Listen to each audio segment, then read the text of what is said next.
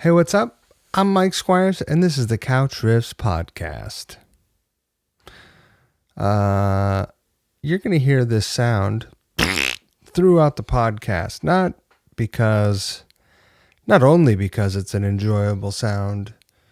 I didn't even make it. My guest made it, and then I just took it and interjected it throughout the podcast. We had some technical difficulties. There was some weird Wi-Fi issues, where I'm out here in the country, man. It's just things don't always go smoothly out here. Hell, things don't always go smoothly in general.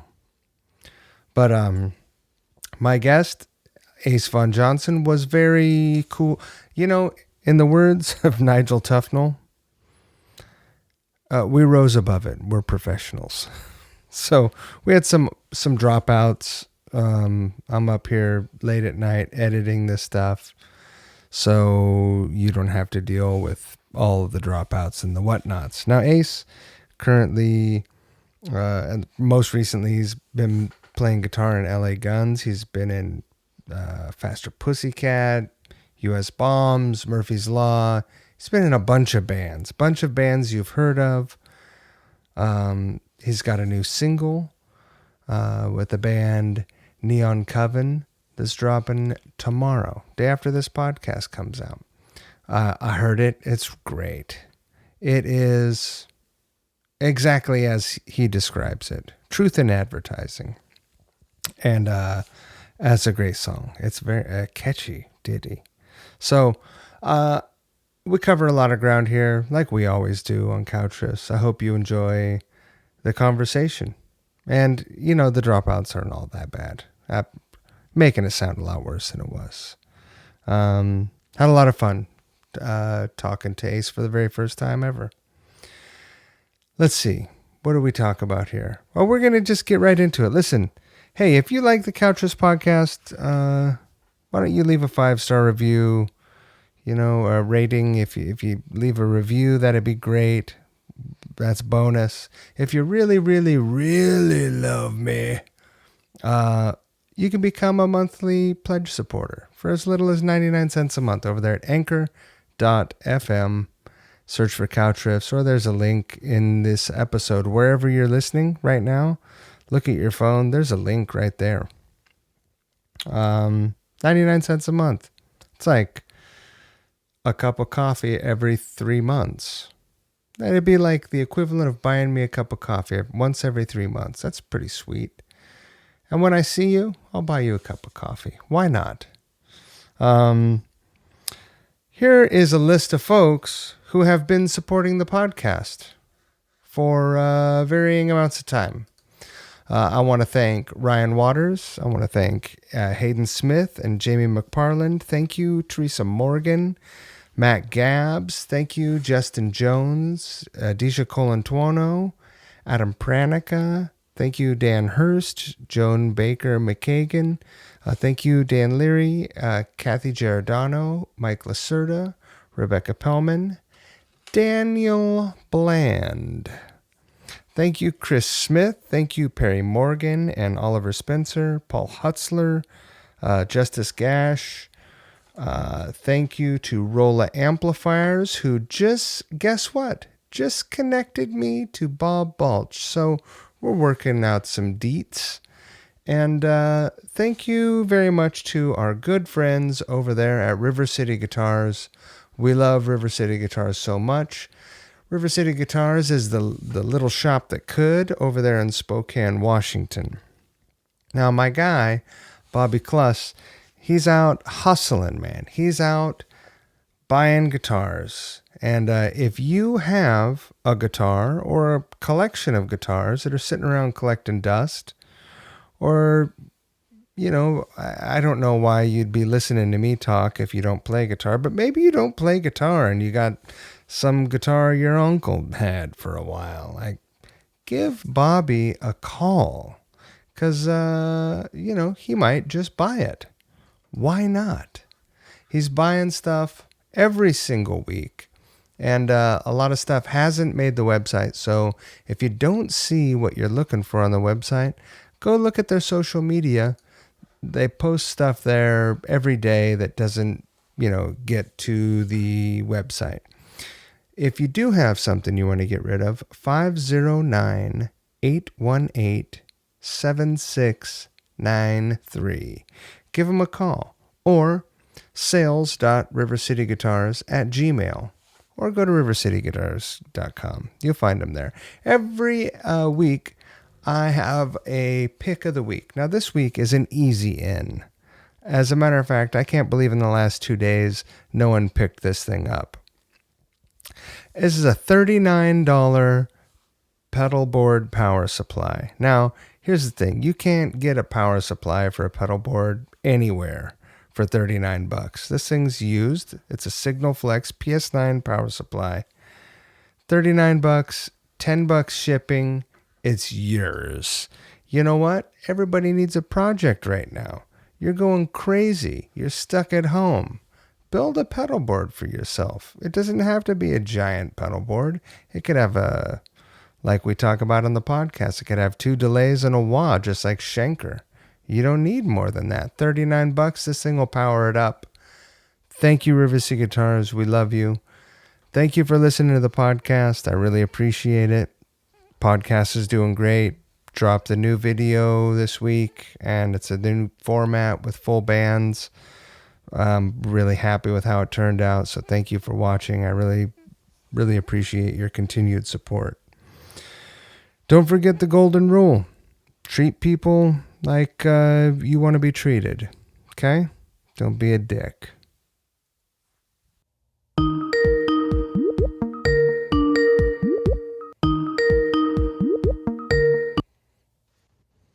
I love getting that little song in at the beginning. How are you? Yeah, I'm good, man. Are you able to hear me okay? I hear you great. Okay, yeah, I see myself. I see myself. Am I supposed to see you? Oh, do you not see me? Oh, look, I got a little thing. There it is. I had a line through my shit. Oh, is that okay, where cool. you do your your voiceover work? It's a Yeah, nice little compact little area there. That's sweet. I've got this. I'm in a 1 bedroom here in Hollywood, and there's this. It's a pretty. I mean, for a guy at least, it's a pretty big walk-in closet here. So I've got all this closet space and storage. It's however tall, and then presumably because this building's 100 years old and it was built for actors and actresses, like studio housing. So it's probably a vanity. Oh shit! We just So froze. I've got. Oh, did we? Oh, it started up again. Okay. Was it audio that froze? I may have been in that building before. It's at the top of Argyle, just north of Franklin. It's like by the Cafe 101. I don't know any of that stuff. That's okay. It's full of prostitutes and tattoo artists and whatever else here. Pretty. Yeah. I mean, I had a friend who lived there. Yeah. Yeah. And but it was years and years and years ago. Yeah. Yeah. Fair enough. That's that's a great, and it's a pretty sweet location, right?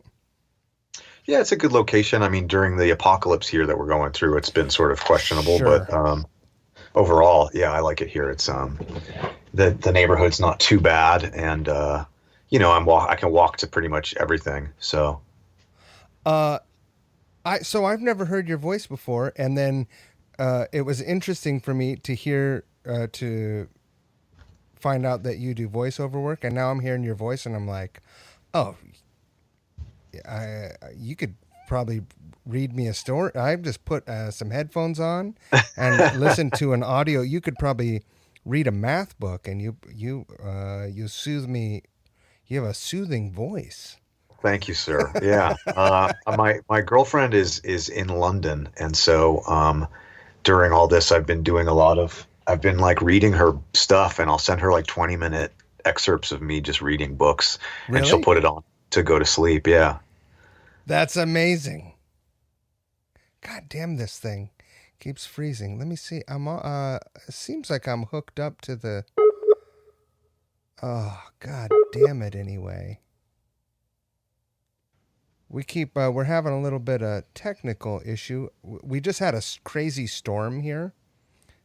Yeah. It's so the shit just come flying through all the time. Oops, I don't want to share my screen. What are you doing? There we go. They just come blasting through. I've never seen anything like New York storms. It's crazy. People Yeah. used to say, "Oh yeah, it rains like crazy in Seattle." Not like this, man. It when it rains here, it's no joke. Like in Seattle, it never rains that hard. It just is like a constant drizzle, right? It's like Yeah. the Is thing that they where you're from say. originally? Seattle? Yeah, but uh, so I'm not going to be surprised if during our conversation I get a fire call. I'm a volunteer firefighter, and when these storms happen, trees fall Yeah. from the weight of the Yeah. water, and they fall on these lines, and then we have to go deal with it. You know what? Are we recording right now? Audio, Are we just yeah. Yeah, okay. I think my dog's about to throw up. Oh no. Hang on. So far, we're She's off she's to a at great start. We are. Hang on one sec, one sec. Oh my All God. right. Okay, sorry. It's okay. She just had surgery yesterday, so she's in a fragile state. So I thought I heard the Oh but no. This is I was gonna try. amazing. You're gonna love this. I mean, since Yeah. we're just on the like, Yeah. we're off to a blazing start. Yeah. My wife was gone when I got home, and so she was like, "Hey, I'll cook while you're doing your podcast." And I was like, "I don't want to eat at 9 p.m., so I'll just heat up some frozen leftovers." And so Yeah. I heated up this stew that she made a couple weeks ago that I really loved, and I ate it. And then I'm a sober guy, but I started feeling like the old feeling of like when high starts coming on, and I was like, "Oh God, did I just give myself food poisoning? Did I just?" Oh no. And so I'm holding on, but I want you to know that my mouth is watering, like that kind of So thing. you may throw up. I might actually throw up, but I don't. Do you have like a bucket? No, but this is the listeners here. I think they've grown accustomed to anything goes. So Yeah. maybe if I do need to go throw up, I'll just That's give fine. you I'll entertain. I'll give you the cue, and maybe you can Okay. read to. Yeah, you got it. I'll trust me. I can hold court if That you would be gotta go. amazing. I actually, you know what? I actually wasn't sure when we started if we were just going into recording or if you were going to be like, okay, so I'm going to give you or what. So I've just been talking candidly, like, oh, my dog might throw up, or, there's a stripper across the hall that's banging dudes I can hear, and But surprise, surprise, here we are. This, Nothing to hide. I mean, this people are living there. It's a free country. Fair enough. Yeah, sometimes. Yeah, Yeah, mostly. yeah, Kind of. It's kind of kind of on paper. mostly. Yeah. I saw an incredible thing In- today, which What's was that? I drive a lot. I don't know if I mentioned that to you, but I drive around for work a lot, and I was getting gas, and I live out here in the country, so I'm not in any kind of bubble whatsoever. Yeah. Big jacked up truck with two flags flying high in the back, one American flag and one Confederate flag. And then the tailgate painted like a Confederate flag. And then I was taking a look at it. I got a close look, and it said it looked like they just took a paintbrush and painted on it Rebel with house Yeah. paint maybe, but they spelt it Uh-huh. Rebal. And I had to take a second look, and I very inconspicuously took a photo of it because I didn't Yeah. want to get shot. Yeah.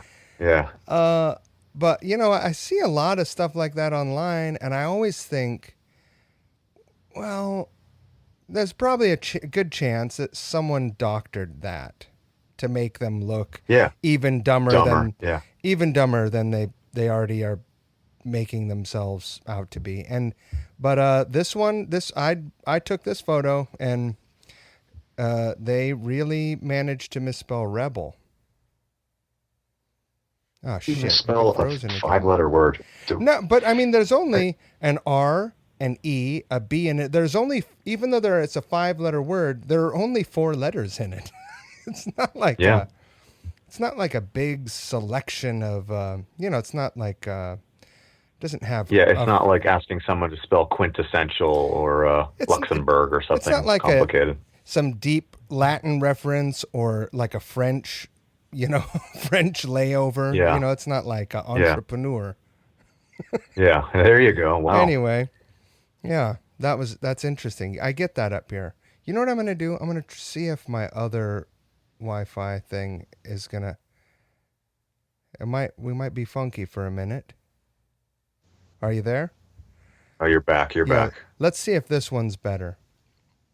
It's going to be a podcast of us troubleshooting our God connections. damn it anyway, right? Yeah. Well, I mean, it's 2020. There's definitely worse things to have. I don't have any real complaints. I don't either. I'm okay. I'm actually okay. What's your day-to-day life like right now? Right now? Well, this week, my dog just had surgery, so I'm like extra dog dad mode, because I have to like pick her up and carry her and move her physically, as opposed to just her being a, free-willed dog doing whatever she chooses to on her own. But and then my neighbor walks above me in high heels, and it drives me up the fucking wall. I'm sure you can hear that. The clomping. Yeah, so can I in my sleep. And I have a Patreon that I started almost a year ago, just on a whim, because Tracy Guns was going to be taking some time off to have his second child with his wife. Yeah. And I was just sort of preparing, like, well, what can I do to busy myself and add an extra revenue stream and whatever, and be creative and blah, blah, blah, and sort of do multiple things that also would generate an income for 2, 3, 4 months off. And it's actually done really well, and surprisingly, and keeps me busy. And then now it's about 50% of my income is coming from this source. Oh, that's amazing. Yeah, and so it's kept me afloat and keeps me busy. So every day I do something. Like 2 days ago on Sunday, I went and rented a rehearsal space and just set up a bunch of amps and brought my board in and a guitar, and I just sat there and I'd loop some stuff and I'd be like, okay, I'm going to play the Ballad of Jane riff and just solo over it, or play some metal or whatever, and do a Q&A, and did that for about 90 minutes. And so I do that maybe once or twice a month, and send out packages and videos, and just creating content. Like I'll literally scroll through my phone, just like a wheel, like, and spin it. And I'll find a photo like, oh, there's me on stage with Tammy in 2014, and I'll post it in the private Instagram and be like, this was in Sheboygan, and this day our bus caught on fire, and then the driver was arrested for disorderly, or whatever.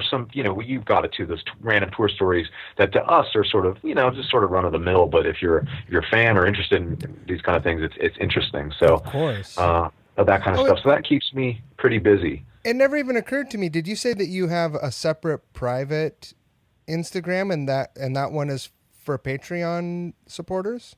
Yeah, it's just that's a great idea. Yeah, is that common? And so am I just dim?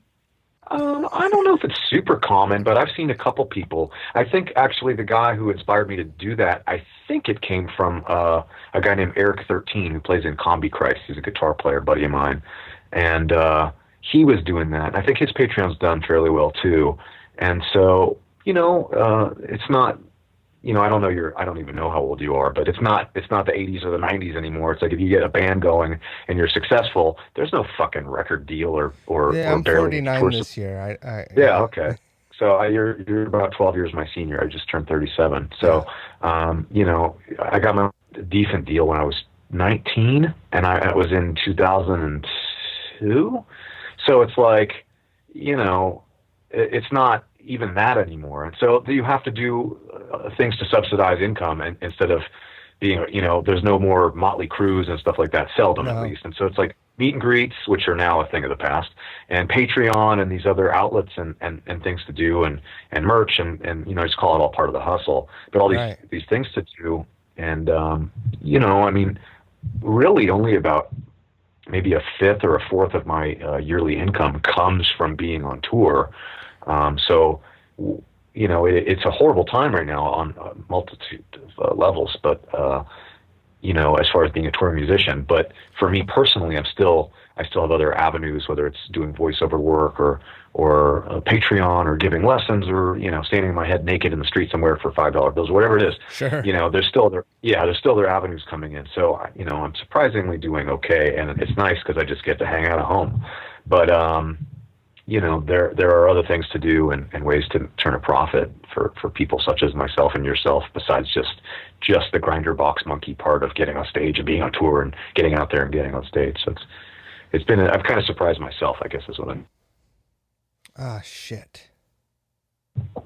There you are. Okay. I'm wondering if the audio's staying or if it's just like the video freezing, because when you're doing it, I can still hear you, but the video is just frozen. Oh, is that right? Yeah. So I don't know. There could be a bunch of blank spots in this, or it could just be copacetic. I mean, it'll be okay. Yeah. I'll make a disclaimer whatever in the intro. Hey, so, yeah, no. I mean, if I can hear the audio, it tracks straight into Logic for me. I have it. I got someone hit me to this software that is an audio routing software. Yeah. And so basically, it just looks like a little, control board, and you just route. I've got all these different. Any app on my computer, I can route to the input on another app. It's pretty great. Cool. So, yeah, I'm pretty sure I know what you're talking about, but I'm also really slightly tech-tarded, and so like I was texting you a minute ago, I was like, I'm trying to figure out how to the microphone, like the scene in Zoolander where they're like, in the computer, fucking smashing the desktop. Do you want to hear something embarrassing? I've never seen Zoolander. I highly recommend it as far as comedies go. I've never seen Zoolander. I've never seen Dumb and Dumber all the way through in a single sitting. There are a bunch of 90s movies that I've never seen. Yeah. For no good reason. I probably saw, 5 movies in the 90s or something. I don't know. Fair enough. That's all right. There will not be a quiz. There will not be a quiz. So, do I have this right? Do you do work with rescue dogs, or do you have a rescue dog and support the idea of rescue dogs? More the latter. I think there's a common misconception that I might have my own rescuer. I'm just a really vocal advocate, and there's a couple. Actually, one of the companies I like, or rescues organizations, I should say. I'm wearing their shirt right now. I do as much in-person stuff as I'm capable of doing. There'll be adoption rallies and I'll go, and I've spoken at a couple things for example. I'm sorry, you cut off at for example, and that's okay. Yeah. So, the shirt I'm wearing is from an organization called Stand Up for Pit Bulls, Stand for Pits. And it's run by a woman named Rebecca Corey, and she's a pretty well-known and respected stand-up comic and writer and whatnot. And so I'm a big fan of hers and her organization. There's another group out of the Northeast called Pinups for Pit Bulls. That's great. Blockhead Brigade in Long Beach.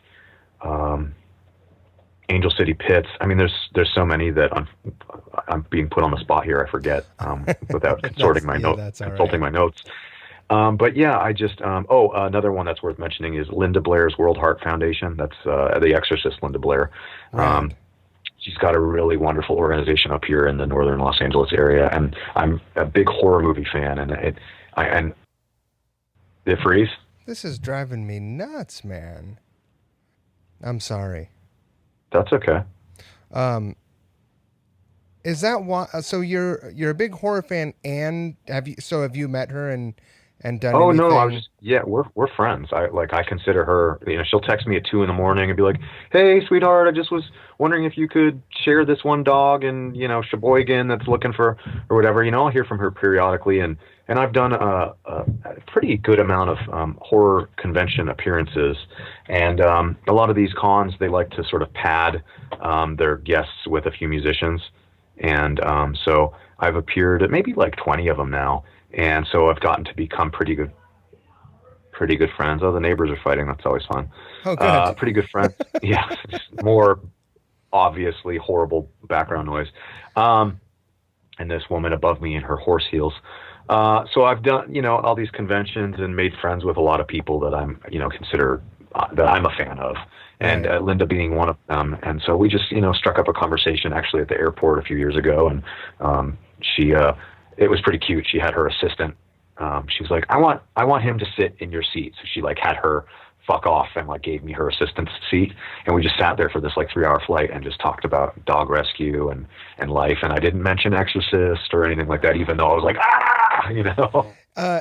So you have, like myself, probably certainly more than me. You have met probably a lot of folks that you grew up listening to at this point. Is Oh there yeah, is there and at a certain point you almost become numb to it. Like I don't even totally. I can't imagine how many people I could meet at this point that I would be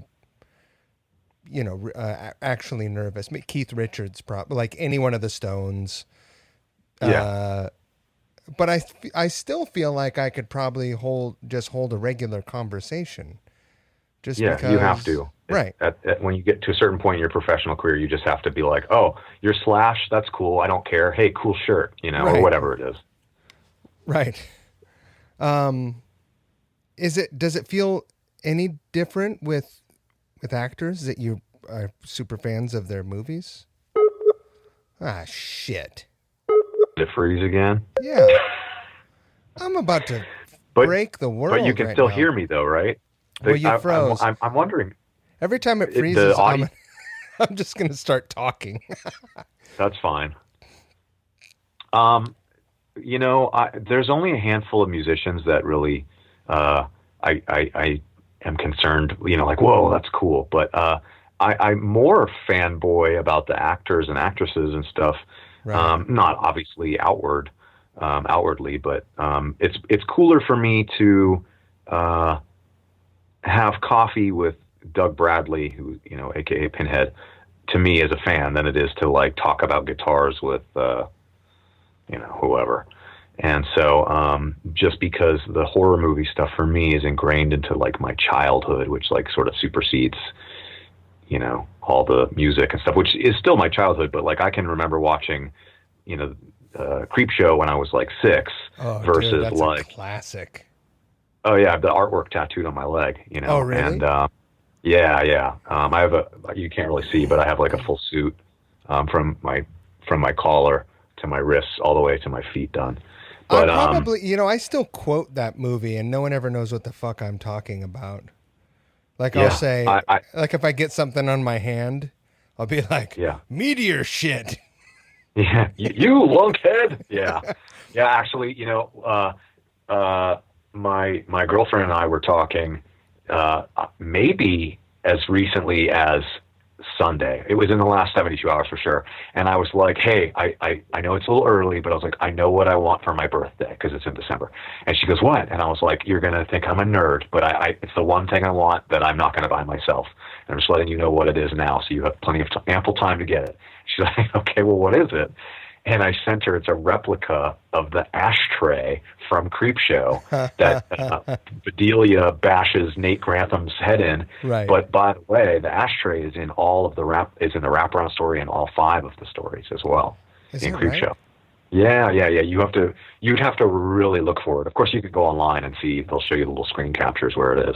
Right. But it's in there. And I was like, it's such a nerdy little thing that no one would ever understand. And I don't smoke. Why would I need an ashtray? Right. But definitely something on that tip I want. That's amazing. Yeah. Yeah. Do you have a bunch of like horror memorabilia?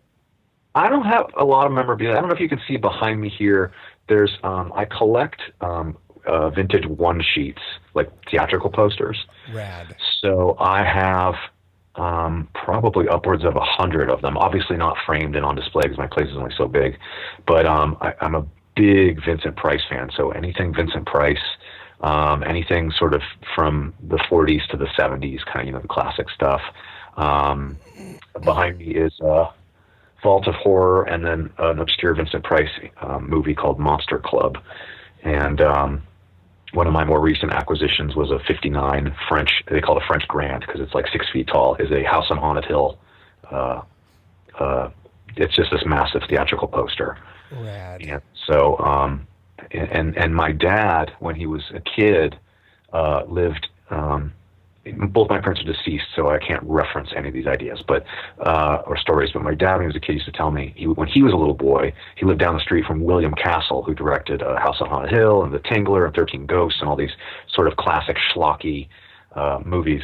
Right. And he said that when he was a kid, that William Castle would have all the neighborhood kids come over and he would screen his movies in his private like home theater before they came out. Get and so out my of here. dad. Yeah, my dad would always regale me with these stories, and he was like, and he raised me on horror movies, and the only movie that he ever saw that scared him was House on Haunted Hill, because he saw it as a little boy in this guy's home theater with all these other neighborhood kids, and it was the only movie he wouldn't watch, and it's a Vincent Price movie, it's not even scary, but it's the only movie he wouldn't watch after dark, and so it had this resounding effect on me as a child, and we would go, and part of our bonding, aside from he rode motorcycles, aside from motorcycles culture, was and being a desert rat, was horror movies. And we would go every night when I would stay with him because my parents were separated, and you know, whatever, on weekends or whatever, as we would go rent movies, and he'd pick a classic and I'd pick something quasi contemporary, and that being the late 80s, early 90s was, you know, Creep Show, Return of the Living Dead,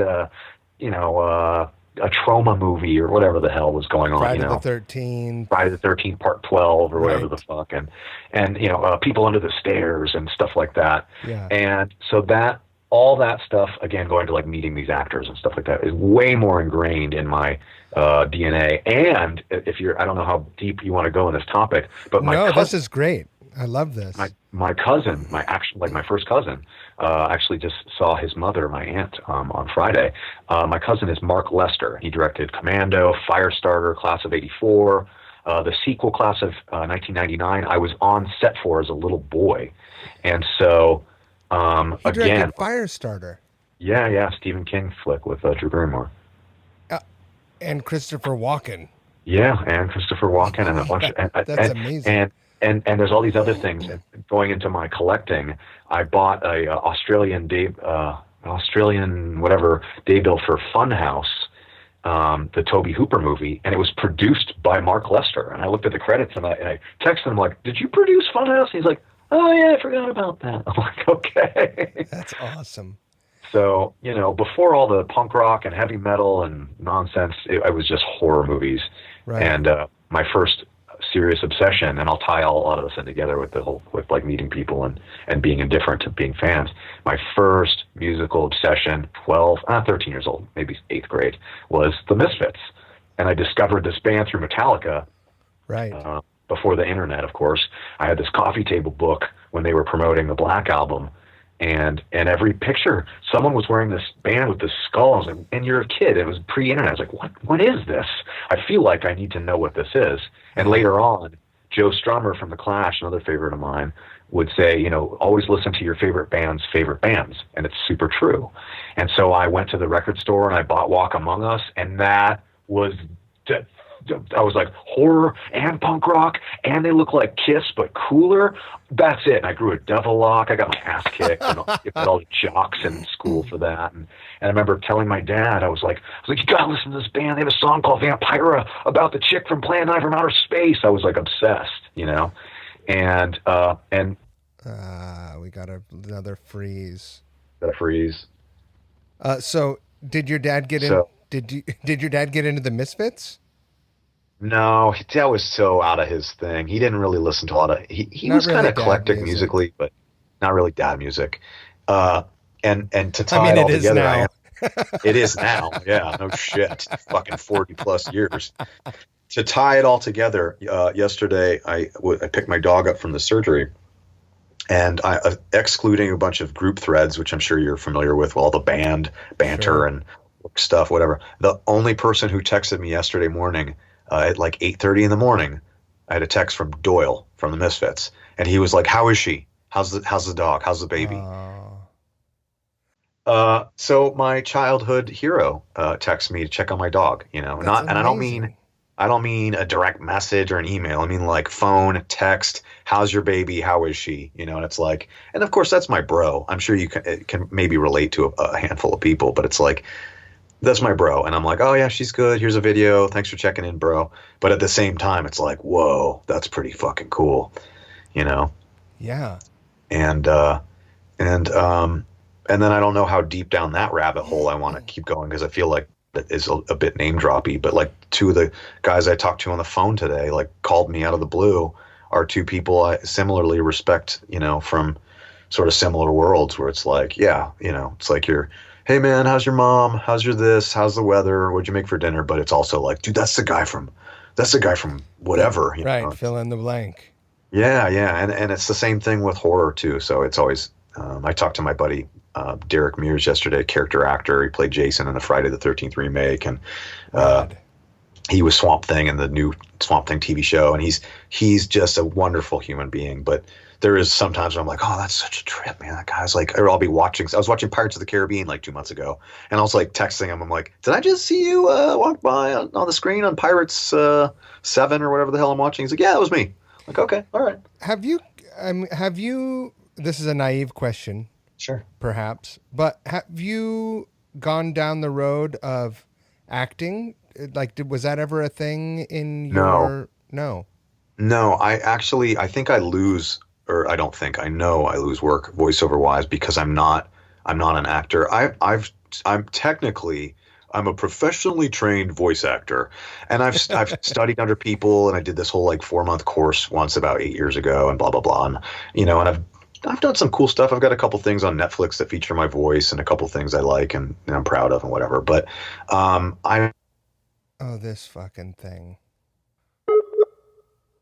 that just become comic I relief. don't understand. I mean, I've got, do you ever have problems with your internet? Not really. I Not don't, it's gotta, no. I mean, I I imagine it's don't. gotta be my connection just because I'm out here in the middle of It nowhere. it could be. I'm wondering. I mean, I can turn the Wi-Fi on my phone off and see if that doesn't help I mean, at all. But I turned my phone off just in the attempt to try exhaust every option. yeah, yeah, I understand. And I do most of my lessons and whatnot via Skype. So Yeah, it's weird. it'll there'll be a latency or some skipping, but I don't Right. recall any freezing. Yeah. Yeah, I'm But sorry about this. that's okay. We'll work through it. Uh, And do you, is that something that you feel like maybe you would ever want to like pursue? Like, not really. I mean, if it someone, doesn't even the idea of having a bit cameo in in a horror show I doesn't kind of get your juices well. flowing. I actually there's some stuff that pre-COVID actually I was supposed to do on that tip that I can't disclose. But yeah, I mean, when you say it like that, like a cameo or whatnot, absolutely. But do I want to be an actor? No. I had a Right. buddy that's got like a really low level, like wants to be kind of trauma kind of production company. He put me in a movie. I'm on camera for maybe all of 2 minutes, and it was like the most painful 2 days of my life. And because I'm not an actor, and so and it ties into when I do voiceover work. Like I can speak fluidly and hold a conversation and sound like I know what I'm doing, but when I'm reading dialogue or trying to remember how yeah, we should totally go to the beach and surf today. It's just not just I'm unable to portray it like naturally, and so I will admit my flaw there. I don't really want to do that. And at one point for a couple years, I was working with a guy, a producer, and we had partnered on a few ideas, and we're pitching. Oh, this fucking thing.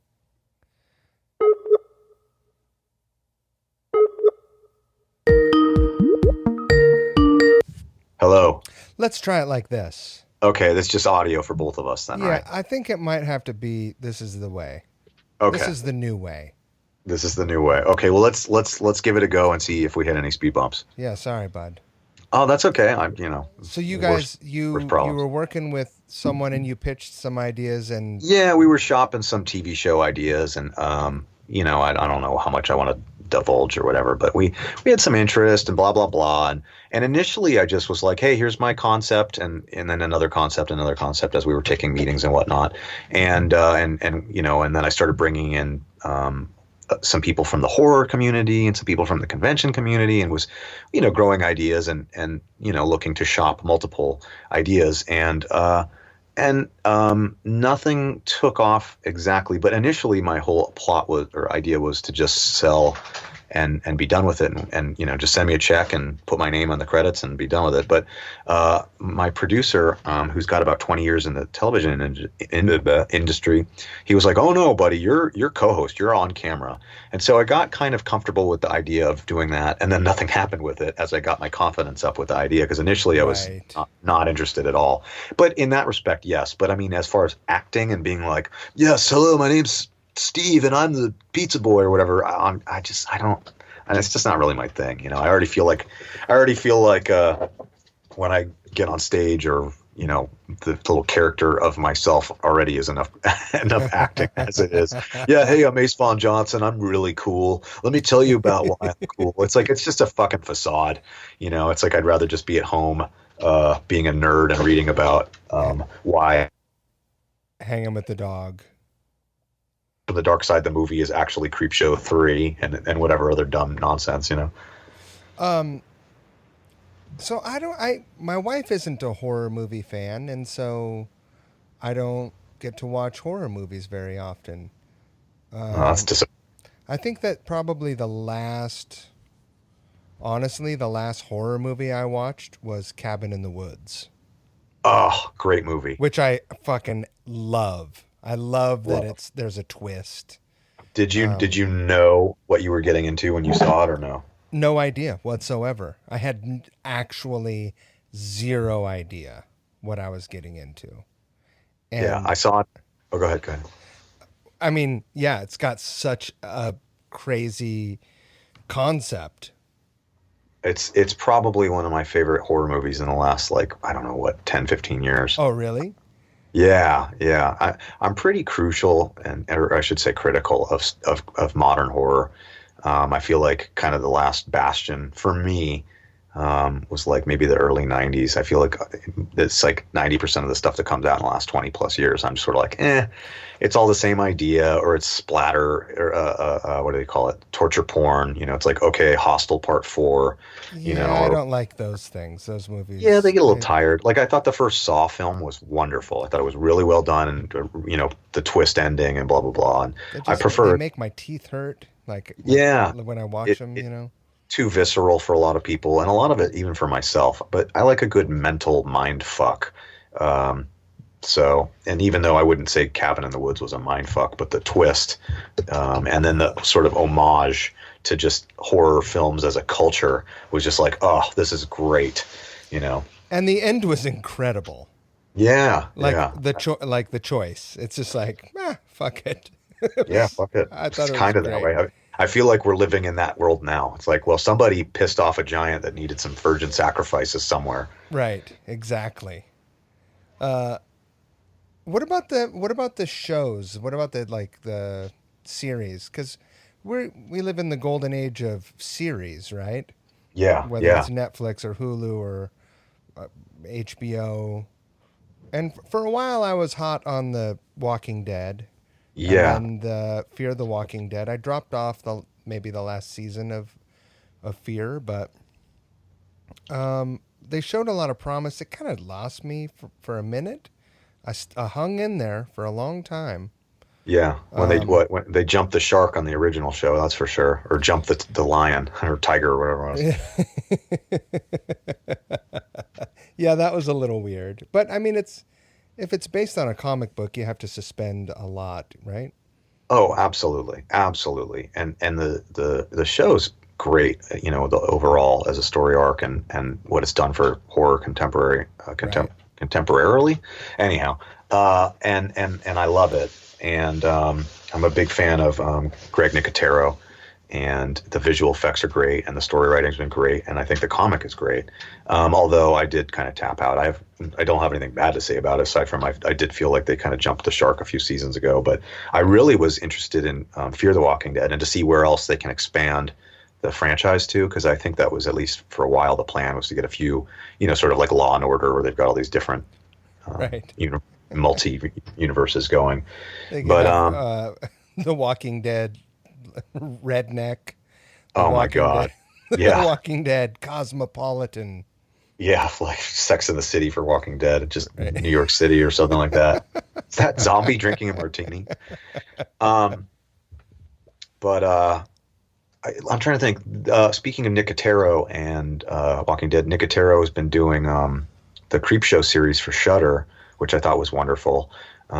Just to see a sort of televised version of sort of an expansion of that sort of anthology series, and which has been picked up for, I think, another season. And gosh, what else? I feel like I didn't even know that there was a reboot. yeah, it's a TV series, and for Shudder, which is a streaming service, which I highly recommend. I was And- on it for a minute, but then I canceled it because I don't get the like when we do have the opportunity to sit and watch a movie. It's almost never a horror movie. Yeah, I get that. I totally get that. At You a know, time, but it's crazy at a time when most of the world has more free time than ever. I've like gotten deeper into the podcast and started a second podcast, and I just have too many. I don't have leisure time. that's okay though. I mean, you're being productive. I think it's better that you're cranking out projects than being like, I've been sitting around watching every single show known to man.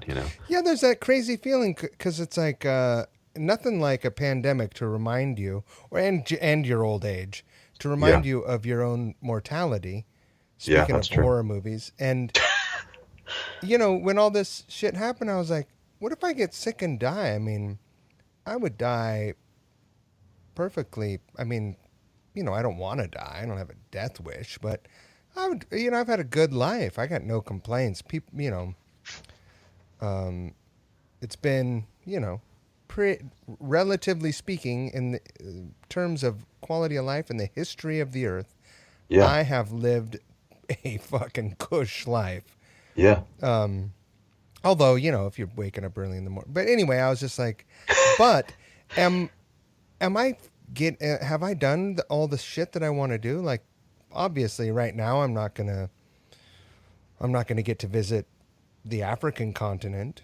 Like I'm not traveling, Yeah, I'm not going yeah. to probably get to Norway either, or Antarctica. Those are all places I'd like to see. But I can do all this other shit, right? Well, you've got time, that's for sure. I do. Are you familiar with the Twilight Zone episode? And it's probably first season. It's like one of the famous, more well-known episodes where the guy, and I can't remember the title of it, and I should. The Is it guy. the eyeglasses? Yep, you know exactly where I'm going with it. That's how I feel. I feel like that. And I was sitting here with my dog last night, and I was just looking at my record collection in my library, and the stack of books, and I was like, I got nothing but time. I just sit here and put on whatever fucking record I want and pull a book off the shelf and just go into my own little universe. And I don't got to be anywhere. I don't got to do anything. I don't got to please anybody. This is great. Except I don't have to step on my glasses either. Right. Have you seen any of that reboot? Because there's a I reboot have. of that, right? I have not, and it's We're back. It's driving me nuts, man. It's editing this is gonna be longer than our conversation, which is fine. that's going to be frustrating. I'm sorry. You should do like a vocal cue or something. Are you able to do that in your Maybe I program? have Like a you little, whoopee cushion. Just said. I'll find a whoop. Yeah, exactly. I'll just cue that. yeah, perfect. So yeah, you were saying you cut off right when we started to talk about the Twilight Zone reboot. It's what is it? Jordan Peele that's done that? Right. Yeah. Yeah, yeah. And I'm a big fan of his work. And you'd think I would have sat down and watched the show, but I haven't. It's just sort of in my perpetual to-do list, to watch list. I want to watch that, and I want to watch this new reboot of Unsolved Mysteries as well. Oh, I don't know this. Yeah, it actually just came out today on Netflix, I believe. Oh, rad. Yeah, and it looks Yeah, pretty there's good. we are in the golden age of everything except for, you know, Life. yeah, except for American made goods. Yeah, well, there's that. Yeah, leaving the Um, house. what's that? Except it's not the golden age for leaving the house. No, it's not. We are living in the golden age of Stay home. stay home, of face masks. Yeah, Do you it'll remember be like, when? Do you remember when 2019 seemed kind of shitty? yeah, surprise. Yeah, it's going to be like 30 years from now. You'll be like, well, you see, back when Mike and I were just getting to know each other, it was a crazy time in 2020. You couldn't leave the house or you get the plague. You know? So, Uh, the yeah, I just don't even know. It's just crazy. I'm not a medical professional. And I don't know if you knew that or not, but uh, I'm not gonna just do what I want, because what I want is for everyone to be okay. yeah, yeah, of course. Well, there's a couple people I think could go, but that's neither here nor A there. couple people could go, but and good riddance. But Yeah. also, in my old age, even when I disagree with someone very strongly, uh, I almost never even quietly wish anyone ill. Like Yeah. I I guess I do my best to try and wish for people to find happiness, because then I think if people are actually happy and treat each other like they want to be treated, they're not dicks, and they're helpful to other people. Yeah. Yeah. There's something to be said about this sort of strange, like, selfishness that's sort of um, prevalent right now, and it's driving me nuts. It's fucking crazy, man. It's The way I was raised or my own personal ethics, but it's like I wouldn't, it's like seems pretty simple to me. It's like, what if I had it and I had to go, but I still had to go to the grocery store? Like, oh, I could just put this mask on and potentially not give it to other people and potentially not kill people. And then those people are like, fuck that. It's like, what's wrong with you? You well, I know? mean, those are, I assume, because I walk my dogs out. I have two rescues. I walk Yeah. my dogs out here in the countryside. I live out in the middle of farm country, and I see trash all over. And I know I'm probably generalizing, but I'll bet the people who think that wearing a mask is bullshit and the virus is bullshit and it's fake news are the same people that throw trash out their window, rather than just wait till you go to the gas station and put it in the garbage can there. It's real fucking Yeah. easy. Yeah. But these are the people who are in the moment and caring about whatever they're doing. They don't give a fuck about. It seems like it's like a societal thing where it's like, yeah, you put your trash in the trash can and you wear pants when you leave the house, and you don't grab strangers by the fucking pussy or whatever, or in some case I guess you do, but you know what I mean. It's like these seems like these things that you would just be like, yeah, I was raised to not do shitty things, and it really I don't want to get too political, but it's just Sure. like, like, man, just don't be an asshole. Like, is it really an inconvenience to wear a face mask for 45 minutes while Right. You go you into the know? grocery store, put a fucking mask on. The other Yeah, I have thing is that the people who don't follow the arrows, because it's yeah, like, oh, I have to go all the way down this aisle and then back down the other one. Like, it's not that big of a deal. Just do it. yeah. It's a really, what it stems from is it's primarily a form of American entitlement that we see almost exclusively here, and it's pretty it's really disappointing because you'd think just we'd be better as a society, Right. and want better for our sort of fellow neighbors and human beings. And it's just, but then again, like when you look at, humanity as a whole, like I'm a huge misanthrope. I'm not a people person. There's a reason why I do all my stuff for dog rescue and pet rescue and, hell, any kind of rescue, badger rescue, squirrel rescue. But, it's really disappointing. And that's kind of all I'll say is I just wish people would, be a little more compassionate, Have you? I also do. I wish every day for that, and I think the way that I try to encourage is by responding and not reacting. I've Yeah. never been good at that in my life, though I've gotten better as I've gotten older. Yeah. I've historically certainly been a reactor. Yeah. Yeah. Same. Um, I'm but trying to get better at that myself. yeah, I think, I guess that's my primary form of trying to improve situations, though I'm starting to question its effectiveness. Yeah. Yeah. Especially this year. That's for damn sure. Yeah. I really do try. I spend a large amount of time on Twitter, and at least as far as social media goes. Oh, that's tough. And yeah. And, because I'm, like I said, obviously relatively proactive in the dog rescue and networking communities and whatnot. And so I do a lot of my stuff there. And, I wouldn't say I'm apolitical, but definitely this year, especially, I'm like, fuck this guy and fuck this and like, Right. and fuck that and blah, blah, blah. But, it definitely, I find myself almost daily like pausing and being like, okay, I'm going to breathe and I'm going to realize that this isn't an attack on me. This is just someone that and it could be anything. It could be discussed. Obviously someone whose opinion is different and that's fine. They're entitled to that. But, sometimes it's just like, man, are you really that stupid or like what, like who raised you? I find myself thinking that constantly, like what was Right. your, like, what's wrong with you? I'd like to think, relatively speaking, that my parents did a decent job, all things considered, obviously. And, I just, like you hold the door open for an elderly person or you pick something up for someone that's dropped. It's like, where did you go wrong with that, where it doesn't apply to the greater picture? But, again, stupid people are going to stupid. So They are going to. That's a fact.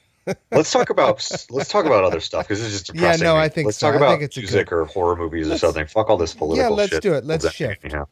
So, uh, so like early on, you and your pops connected on the horror films, and then did you already have a guitar when you got into the Misfits, or was it Metallica, Misfits, then guitar? I would say it was all in the same like 18-month window. I think at 11, and I was living in the Valley here in LA, and the Black Album. Well, did the Black Album come out in 90 or 91? I think Do it you know? was 91. Okay, so I would have been like 8. Okay, but it was everywhere, and so by like 92, when I was, oh no, okay, 93. So I would have been 10 in 93. Wait, no, I turned 10 at the end of 82, 92. I can't even do math. So I was 11, 10, 11, 93, 94, whatever. It doesn't matter. Uh, Hey, let me ask you this really quick. sure, sure. What day in December is your birthday? December 27th. No shit. Yeah. Do you know when my birthday is? December 20 something. I don't know when. December 28th. No shit. So you're a Capricorn too. That's correct. You, me, Very. and Jesus, apparently. Yeah, we got that Jesus thing going on. Sorta. Yeah. I haven't been crucified yet, at least. Who am I got that. kidding? So like early 90s, Metallica, blah, blah, blah, Misfits, I would say within the same year, like 11 to 13. Yeah. So I was 11, it would have been 90. I'm trying to do the math on that. I would have turned 11 in 93, but it would have been the last week. So let's call it 94. So 1994, and glam metal and stuff was sort of passe, and grunge or whatever was starting to kind of come up, 94, 95, 96. And Green Day and all that stuff, and second wave of punk, whatever you want to call it, that was sort of going on in my peripheral. And my first real independent thought as a child, or kid, I should say, was Metallica. And I got really into them, and then got into the Misfits at 12 and was obsessed and by 13, I had like a double lock down to my chin and was a whole thing. And I think that was probably the same year I picked up my first acoustic guitar. I think I got an acoustic when I was 13 or 14. And then I saved up my allowance. I bought my Mariah Pro 2. Looks like an Explorer, because I wanted to be James Hetfield. Of course. And I spray painted it black, and I put one sticker on it, and I'm sure you can guess what band it was. It was the Misfits, before you guess. And in case you were going to go with Metallica. And, spoiler alert. Spoiler alert. And that was it. And I was, I learned how to play a couple Ramones songs and Enter Sandman, and that was the end of it. And was doing garage bands by 15, 16. Started my first real band on my 17th birthday that week, and was touring by summer, 17 and a half. Really? Yeah, started touring. Actually, just commented on a buddy of mine's. He posted it's a hardcore punk band called Death by Stereo, and the singer posted a video last night of him at this venue called 924 Gilman Street, really famous punk rock shithole club in the Bay Area. It's where Green Day started, and AFI started, and Rancid started, all these bands. And my first tour, I played there, and we were opening for a couple bands that were known, and it was my first tour, and I was like playing a sold out show at this legendary club, and it was like a big deal. And I was fucking 17. I was a baby. That's amazing. And I networked my dick off. I networked like crazy. I did 2 tours in this little punk band, and I was a singer, and we just wanted to be like Rancid. It was a sort of that kind of thing, like Clash, Stiff Little Fingers, Rancid, sort of street punk thing. And I networked, and I made friends with all these bands that I loved, and some I still listen to, and played shows with, we played shows with the Misfits. We get to play with the Misfits. It was the incredible sort of bastard incarnation. I'm actually looking at a flyer from it here on my bulletin board. I'll send you a picture later. In 2002, and it was a big deal. And we had a pretty decent following in San Diego, because I moved down there as a kid when I was 15, and I did okay, and I made friends with these bands, and then people started asking me to play guitar in their band, and off I went, and I joined other bands, and then I joined another band, and the U.S. Bombs and Murphy's Law from New York City, and all these fucking bands that I had posters of on my walls when I was a couple. That's insane. I love this story. So, it's interesting, because now at this point in my career, I've got sort of 10 years plus in this, I guess just kind of classic rock, 80s, Sunset Strip, whatever you want to call it. I was in Faster Pussycat for almost 10 years, and I've been in LA Guns now for 2 years, and whatever other projects. But before that, I had a whole lifetime where I was in all these sort of well-known punk bands. Murphy's Law, which is, to me, is legendary New York hardcore. Yeah. Unwritten Law from San Diego, played with that band for about a year, which was an experience, and then insert frown emoji, and the U.S. Bombs, and I started this punk band when I was 19 with some friends called Cheap Sex.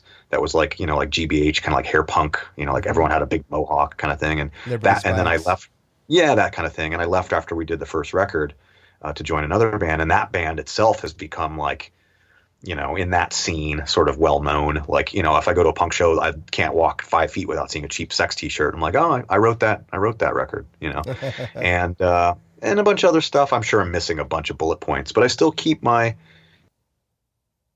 world. Oh, there you are. Did it cut out? Am I back? I think so. Okay, and I keep that world sort of in my peripheral, like the Bouncing Souls and the guys on the U.S. Bombs and all these punk, like I said, Doyle from the Misfits and whatever else, in my peripheral. But it's just I as a musician, I was listening to Thin Lizzy and Alice Cooper and stuff like that, and I wanted to be in a rock band. I didn't want to play Ramones songs anymore for all intents and purposes here, musically speaking. And so I sort of tried to advance past that, and here I am in, at least what I consider a legendary rock band, and for sure, and whatever else, Here's a question for you. I imagine that you are in touch with Tracy, yeah? Oh yeah, I talked to him today. I mean, he lives one of his houses is about a half a mile from me.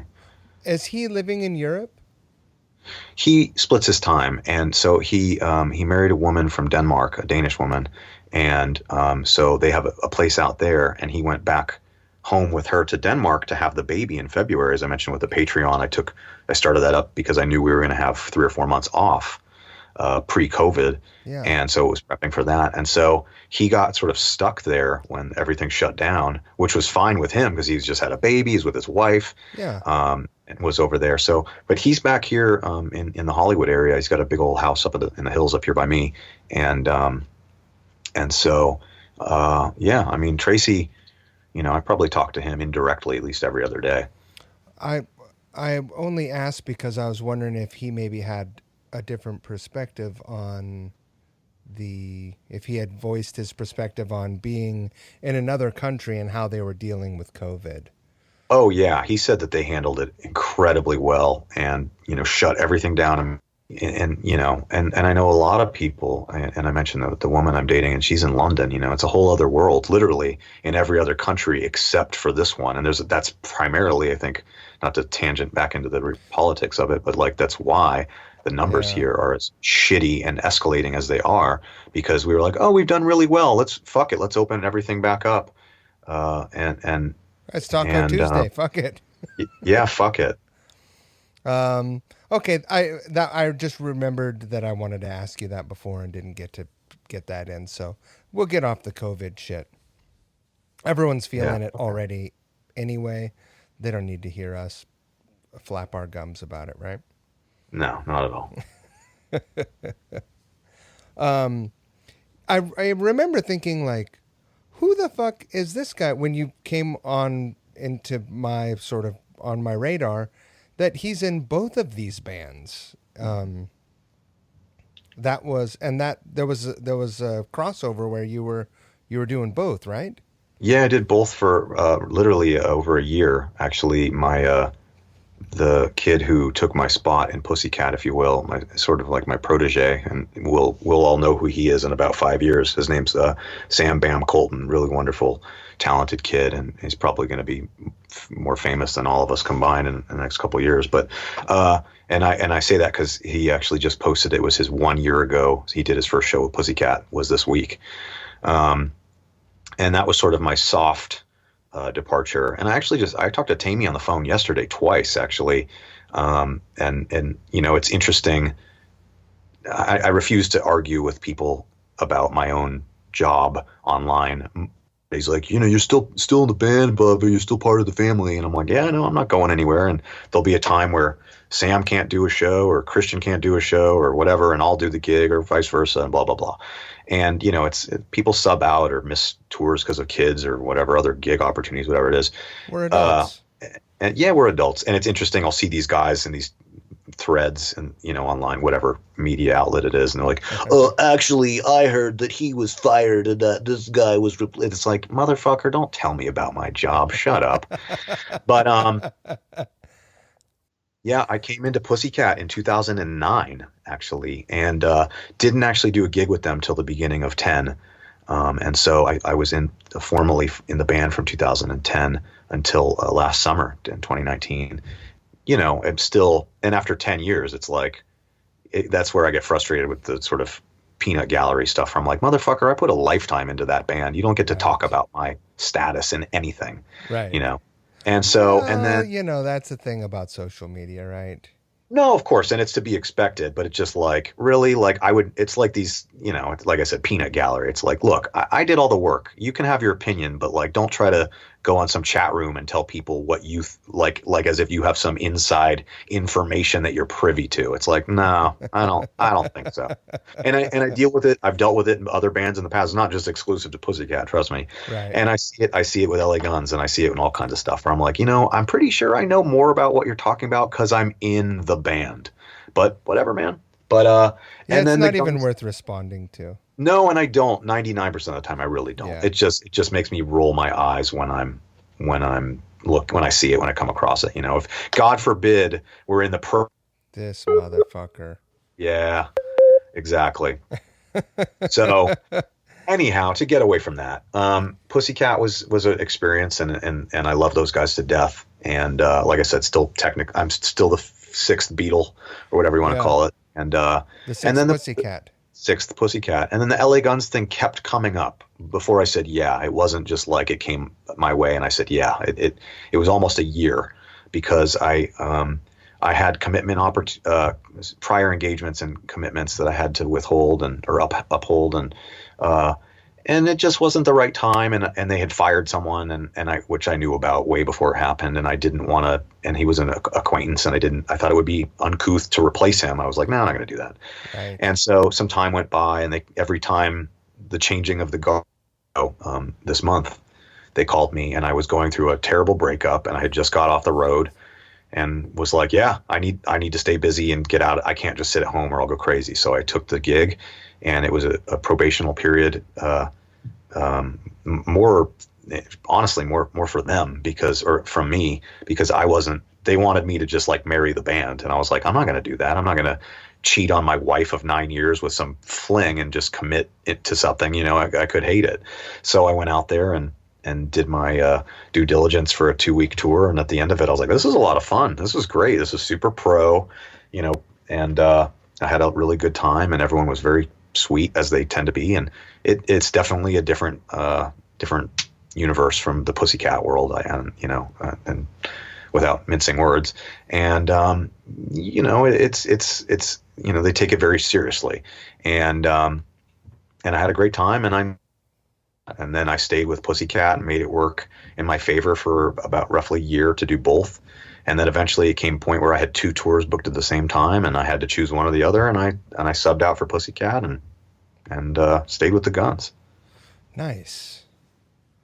Nice. And that's that. And then, it's nice because I've had a lot of opportunities kind of come my way just from the Guns thing, like the Gibson thing, and putting out records, which is something I wish Pussycat did more of. And just added a nice little notch to my resume, if you will. And, Yeah, of course. And I was already friends with everyone in the band. I mean, I've known Tracy for 10 years, and I've known Johnny, our bass player, for 17 or 18 years. And I know Johnny. Yeah, everyone knows Johnny. If you don't know Johnny, something's wrong. And, yeah, I've known Johnny You since haven't been out. You've been quarantined for 30 years, if you don't know. Well, yeah, I was supposed to actually sub for Chelsea Smiles in his band with Todd Youth. Wow, yeah.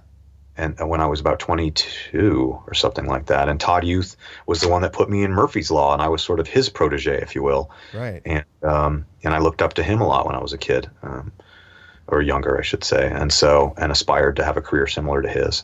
And, and it's definitely been an interesting career. And I guess to go from, garage punk rock band to LA Guns and whatever the hell else, and still, like, I've done, one of the most recent things I've done, I played on the new Tiffany record. I think We're Alone Now, Tiffany. Really?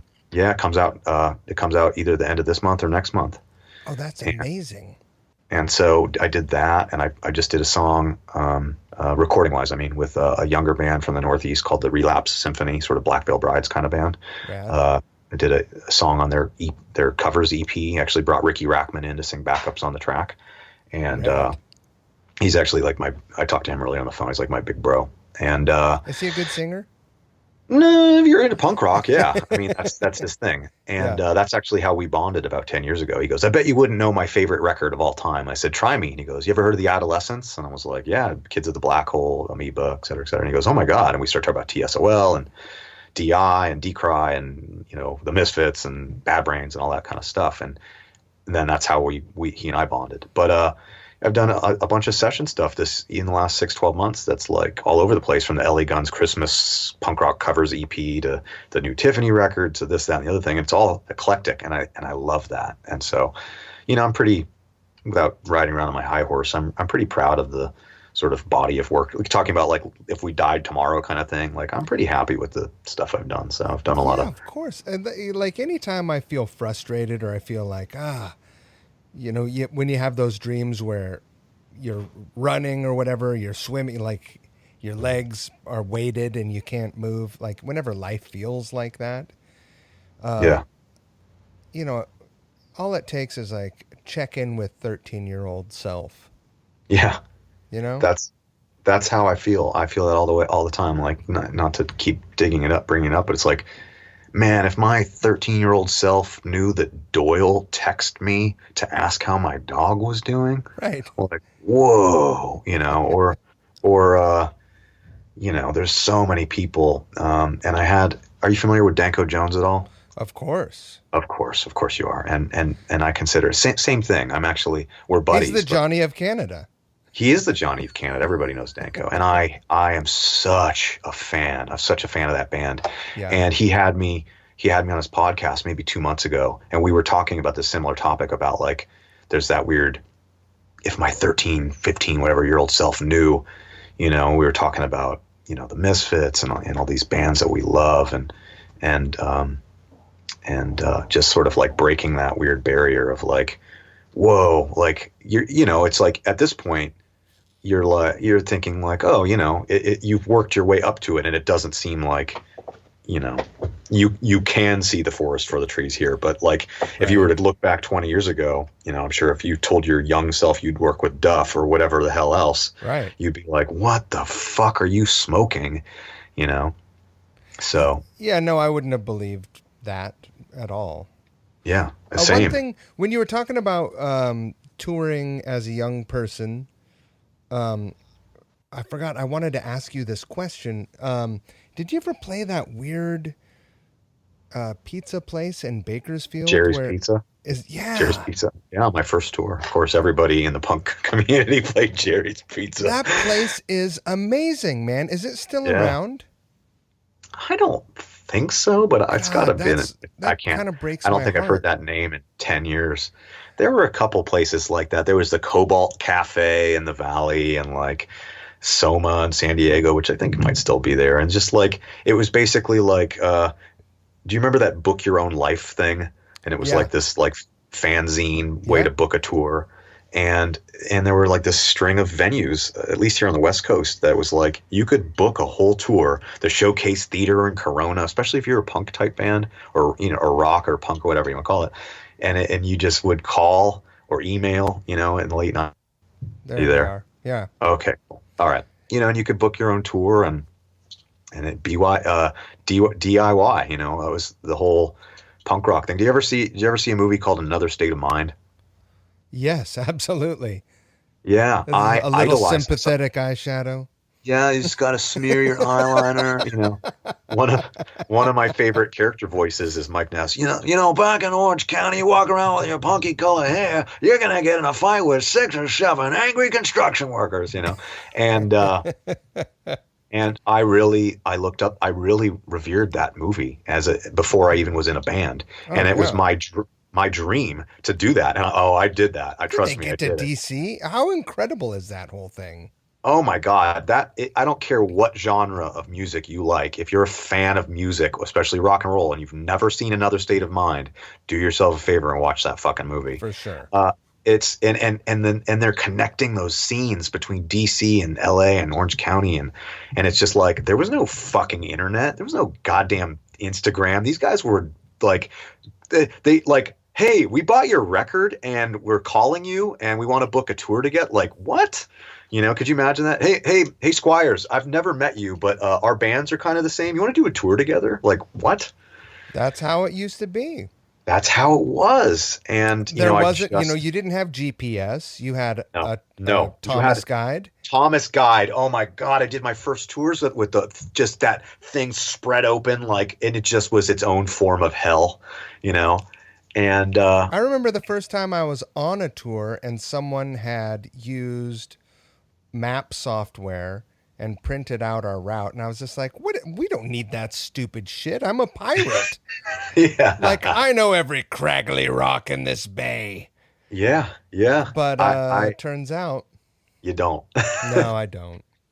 I remember doing that. I remember on maybe like my 3rd or 4th tour, pulling over in our little Econo van, whatever the fuck it was. Yeah. And pulling over and going like 5 miles an hour through residential areas looking for free Wi-Fi so we could connect so that we could get Google Maps to we'd be lost. We would be like, okay, well it's like 7 miles north, but we don't know where we are now. So we need to figure out, and like We did the same thing. We would always pull up at like a motel because the lobby always had free shit. Wi-Fi, yeah. Those were at the time they sucked, but in hindsight there was a little bit of like sort of those were the days kind of factor, that longing for that sort of oh man, that the organic, and booking a tour and all that stuff. Of course, now you couldn't pay me to do that. Like, hell no, my booking agent and my tour manager and my manager. Terrible. Yeah, fuck that. Leave that to the kids. If you're under 25, great, do it. But it's like I remember having my first guitar tech, like real guitar tech. I was in my mid 20s, maybe 24, 25, and I was like, so wait, let me get this straight. If I need the strings changed, you do that? He's like, uh-huh. I was like, what if it goes out of tune? He goes, well, I'll hand you another guitar. I go, and then at the end of the night, you're gonna pack up my stuff? And he's like, yeah. And I was like, oh, where have you been all my life? Yeah, for real, man. Spoiled. and now I can't do anything. I got to call my tech. I'll be like, hey Fitz, do you know where my tuner is? And he'll be like, yes, sir. And he's like, it's in the the 16 by 32 case. And I'm like, case number 40. That's I'm like, great. Okay. That's spoiled. I'm told, and I'll own up to it. I'm totally spoiled, but I can't imagine at this point, and I'll get out there and set up my own shit. I don't care. But like to book my own tour and like do it all myself and tune the guitars and set it all up, man, that sounds awful. Yeah, it's not the lap of luxury. No. But to be fair, I'm going to call a spade here. I did my time, man. I did that for 10 years, so I'm definitely earned my stripes.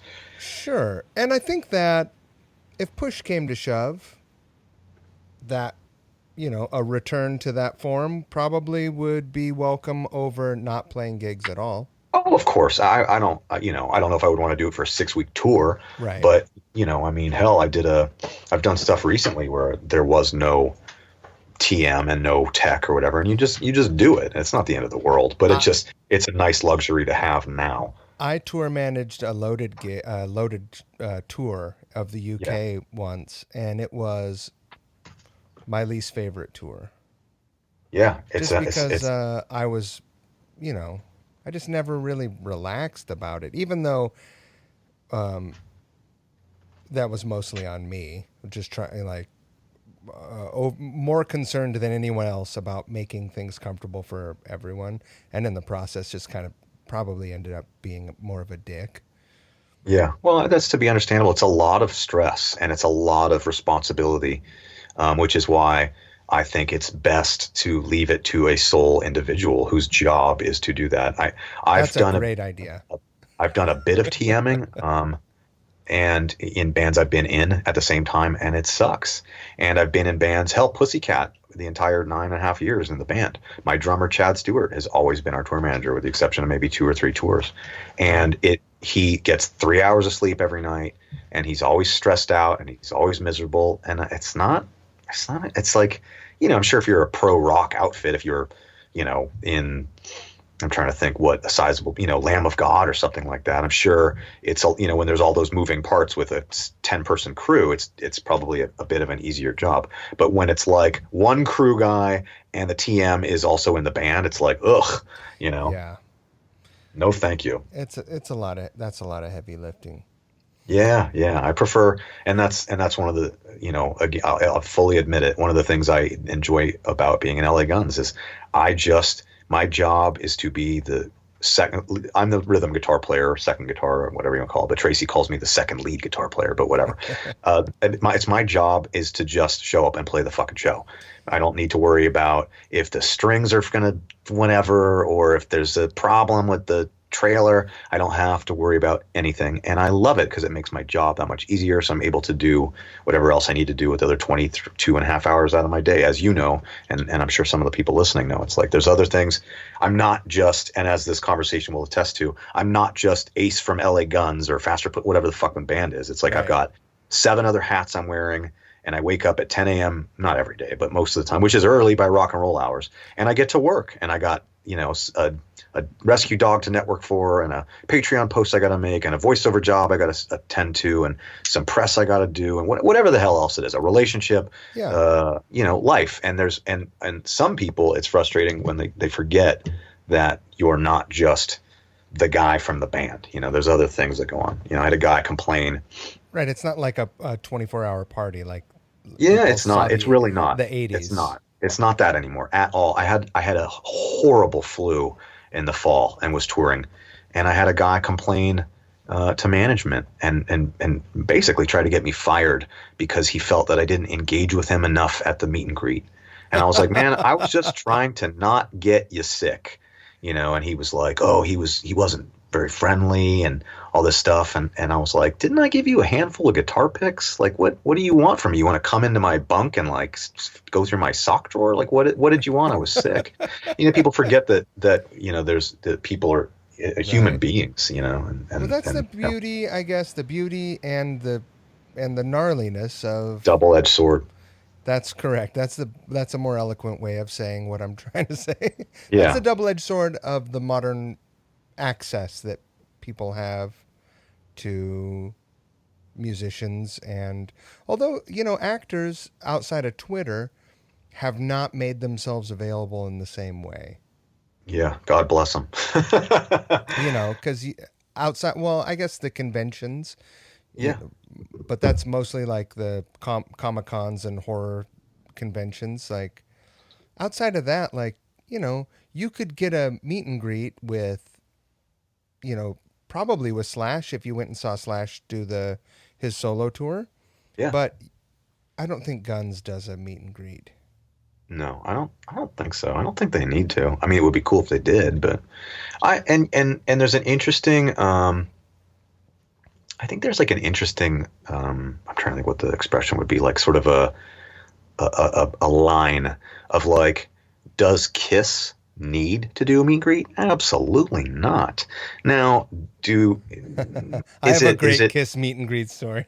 oh God. Okay, we'll circle back to that. But is it out of necessity? Absolutely not. Is it out of the fact that they want to meet their fans and engage with them? Maybe. Do I think it's solely to just make more money? Probably. And that's not a negative thing, but that's my take on it. Yeah. Now, if you're to go, This fucking thing, man. let me know when I'm back. There, you're back. Okay. Now, if you go see a band like, and I'm just making this up, if you go see Pop Evil or, the Bullet Boys or something like that, where they're, maybe a larger club band or whatever, they may be doing meet and greets they actually may be doing them out of necessity versus Kiss or someone like Guns N' Roses or Motley that doesn't need to do that at all. Right. Just because, there's that, I think there's this popular misconception that bands at a certain level are like people on the road, they're like, what kind of car do you have? Like, what you in a mansion? And I'm like, are you fucking crazy? I'm a working musician. I'm like, I'm lucky my car runs at all. Right. So, it's interesting. But, by no means would Guns N' Roses ever need to do a meet and greet. And I kind of respect the fact that they don't. So tell me your Kiss meet and greet story. I'm very curious. Through, because Loaded was managed for a while under the Doc banner by Snake, actually. Sabo. Yeah. Yeah, I love Snake. It's great. He's a hilarious man. Well, I got, the mega pass to see Kiss, the acoustic show thing. But I mean, I had seats, but I ate catering because I had a pass, but also saw it was great. I mean, that's great. I mean, I ate Kiss's food. That feels great to me, but tastes better than anyone else's food for no good reason.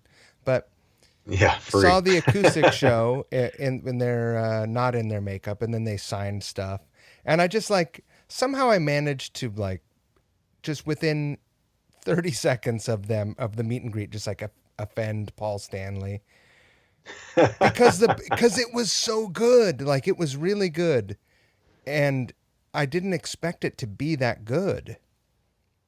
And the first thing I said to him was like, that was so great, man. Yeah. And he was like, you sound surprised. And I said I was. I mean, I just like it was it was good enough that I was surprised at how good it was. Like I expected it to be good, but I didn't expect it to be amazing, and it really Yeah, was. yeah.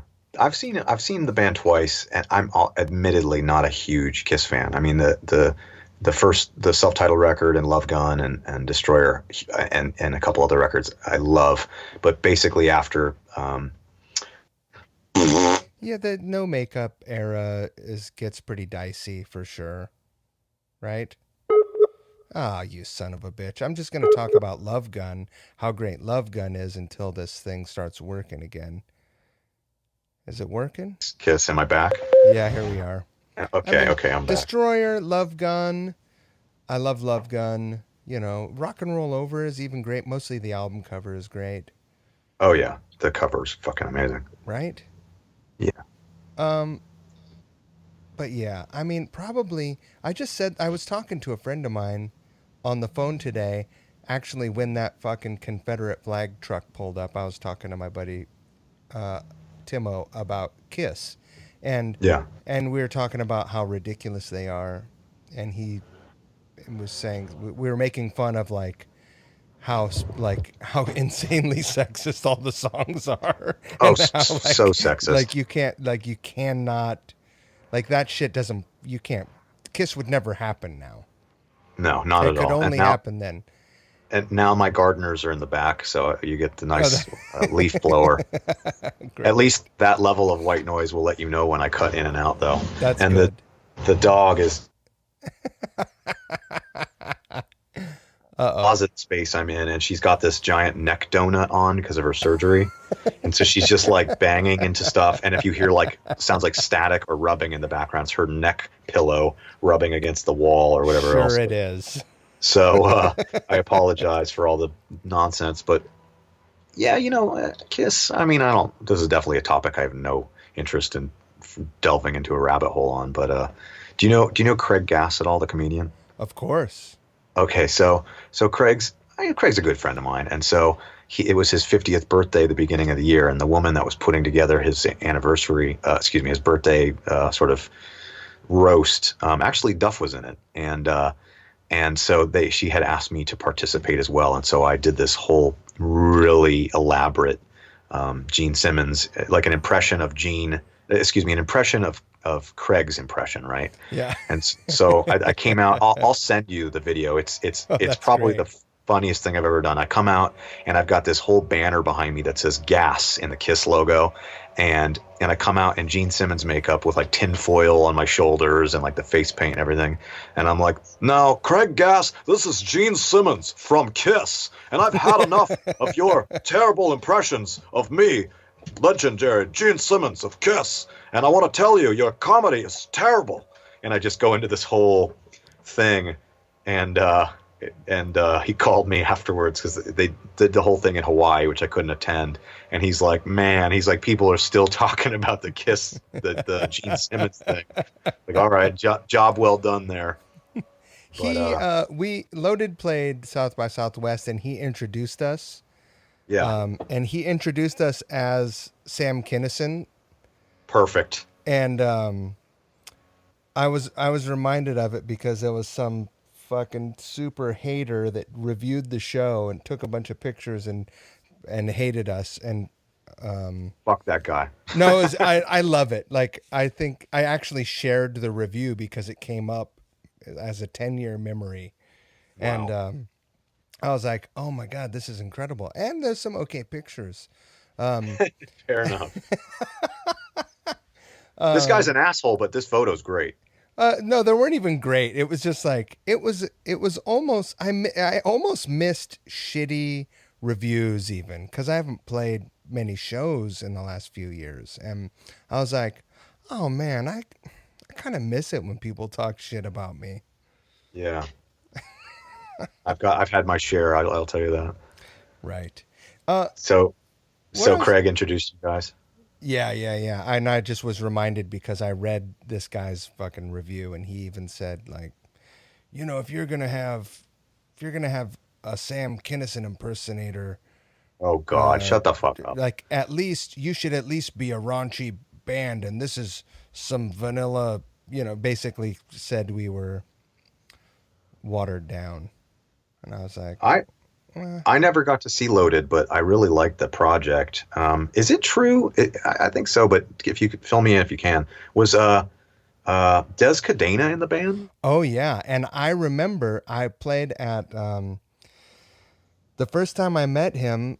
We were playing at the what do you call it? The Viper Room, Yeah, yeah, and yeah. he walked up after the show, and that was my first time I think playing Loaded in L.A. And Steve Yeah. Jones was there, and Dez was there, and I talked to those guys after the show, and I was just like, oh my god, this is insane. Dez just came up after the show and was like, hey man, I love the show. I'm out of here. And I was just like, Yeah. holy shit, that was You're Dez Des from Black Cadena. Flag, dude. Yeah, exactly. Yeah.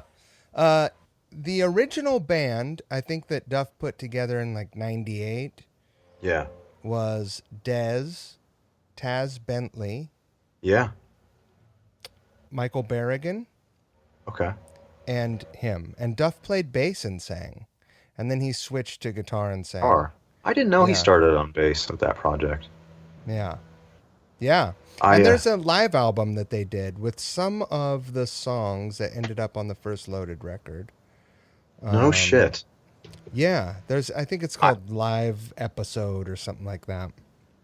I think I remember seeing that. And interesting for me at least is I think I'm a bigger fan of all the, I don't know what the right term would be, all the sort of fallout bands of GNR than the actual GNR unit itself. Like I have, like the first couple Izzy Stradlin records, and Oh, I yeah. have Duff's the Believe in Me album, and like the Slash's Snake Pit, and Gilby Clark Rubber and all that stuff. Like I listened to that stuff Pawn probably. Shop Guitars. Yeah, pawn shop guitars and Gilby's like, not to go into that whole realm again, but like just he's a bro. He's like He's great. extended Yeah. family. And what a cool And so dude.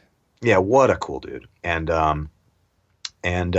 so a lot of that stuff probably spend more time listening to that stuff, at least younger on too, than Guns N' Roses, because you're only really limited to those first four records until Chinese Democracy came out or whatever. But I was more likely, I guess where I'm going with this is you were more likely to catch me listening to like Believe in Me or the Neurotic Outsiders than you were Appetite for Destruction. Right.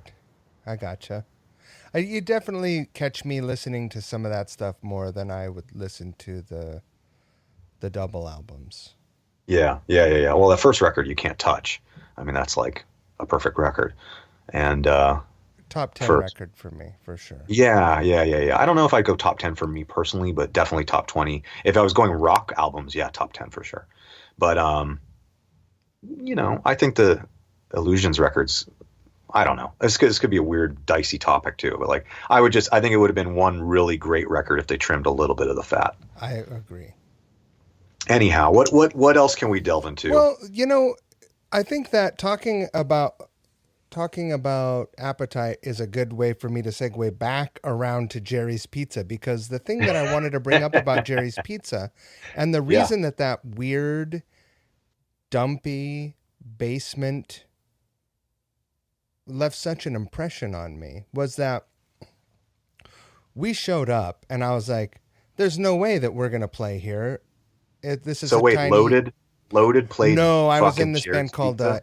Alien Crime Syndicate with Joe from the Mises. I don't know if you remember the Mises from Yeah, I do remember the Mises, and I think I recall that band name too. Alien Crime Syndicate. It sounds really familiar. Did you guys have like a deal, or did you just tour We a lot? were around. We were on V2, and we did some time in LA, making videos and playing shows and touring, and yeah, we were around. Put out Right. a couple records. But you pull into Jerry's and you're like, there's no way that like this isn't gonna work. There's four Yeah, bands on this bill, and then they're like, oh no, you're playing downstairs, and so you go it down gets that worse. rickety ass stairwell. It's like a fucking trap door feel, And you get down there, and there's literally light bulbs dangling from the ceiling, and that's how the band is illuminated, right? Yep. And it's just it's just like really a concrete basement with, you know, 7 or 8 foot ceilings. It's cold storage for the pizza place, Yeah, basically, you know. that's what it was, Uh, I think. and I was just like, how is this gonna work? Like, I can't believe I got into this. And then the kids, it's all ages, and the kids just started showing up. And it wasn't like there was a scene there. Like, there was a scene, but, you know, I think it was 2002 when I played there. Uh, there were all of the kids, like the metalheads were there, like the burnout, like ragweed smoker kids playing hacky sack. The corn kids were there with their Yeah. with their dreads and their things, and then the scooter skins were there, and just like uh just everyone. Like, it was a small enough town that it was inclusive. Like, everyone was there. If there was a show, everyone was there, and That that and felt that's exactly what it was, and it was that's like by definition a scene, you know. right. And I don't know if there's still a lot of that out there now, especially with the way the music world is and whatnot, and social media, blah blah blah. But I remember stuff like that, and it was great. It was great to roll into places like that where there was like a community, you know, and it was like, oh well, it's a ska punk band, but we're gonna go anyhow. And it's like you're just like, Right. there's some dude with a Slayer shirt in the front row just because there's a band playing, and they're just happy to be there, you know. It left such an impression on me, and in such an unlikely place to Yeah. have Have such a cool center. have you, aside from maybe playing there or whatever, have you ever actually like spent any time in Bakersfield? The only other time we played there, we played a radio festival there, Yeah, which is also weird, but it was in like a rodeo. I've of been, course it was. it was at a rodeo roundup, which strangely, in that same rodeo roundup, I saw Skid Row and Pantera play in 1992. Holy shit, that was a tour. Oh, fuck. It was brutal. It was so good. It was amazing. I Um, My dad moved to Bakersfield when I was about 12, 10, I don't know. And so I spent my summers with my dad in Bakersfield, and I could see why. You know, there's nothing to do. There's nothing to do there. So I could see why, in a good way, that every kid would just rally and go to whatever concert there it's was. a weird place, right? Isn't Korn from there? Yeah, they are. I think they were originally called LAPD. So weird. Yeah. Like, you can come from a place that isolated. I guess that's why when they came out, it was like, that's weird. Yeah. Like, that doesn't sound like anything else, really. Yeah. And I always kind of wondered sort of where that sort of, I guess, new metal, rap rock, whatever you want to call it, that kind of stuff sort of emanated from. But I think Korn was really at the forefront with a couple other bands, maybe like what, Machine Head and Rage, for sure. Rage Against the Machine, which I still love. I'm a big Tom Morello fan. And Yeah, dude. I actually just did a solo on a record that I need to hype up here in a minute. And I used a whammy, a digi-whammy pedal. Yeah. And it's one take. And it was so Tom Morello that me and the two guys I was doing the record with were laughing. And I was using it like it's a wah pedal, and it's not meant to be used that way. And so it was Right. like getting all these weird, like overtone, and it was fluctuating between like a low octave and a high octave. And it was just like these weird, really cool effect. But it was me, did you lose me? But it was me trying to channel my little Tom Morello moment. What And generation of Whammy was it? Do you know? it's probably about 5 years old. I don't know, newer. Oh, I so don't it's know. like, it's got good tracking on it. Yeah. The only Whammy I ever had was like the Whammy 2, Oh, an early one. Yeah. and it didn't track super well. But some of my favorite whammy sounds are Radiohead whammy sounds. Yeah, Radiohead and obviously Tom Morello. I'm trying to think who else has used that Well, I think to. that like Tom Morello came out using that thing, and I mean, just his whole thing. No one had ever heard a guitar player do that shit.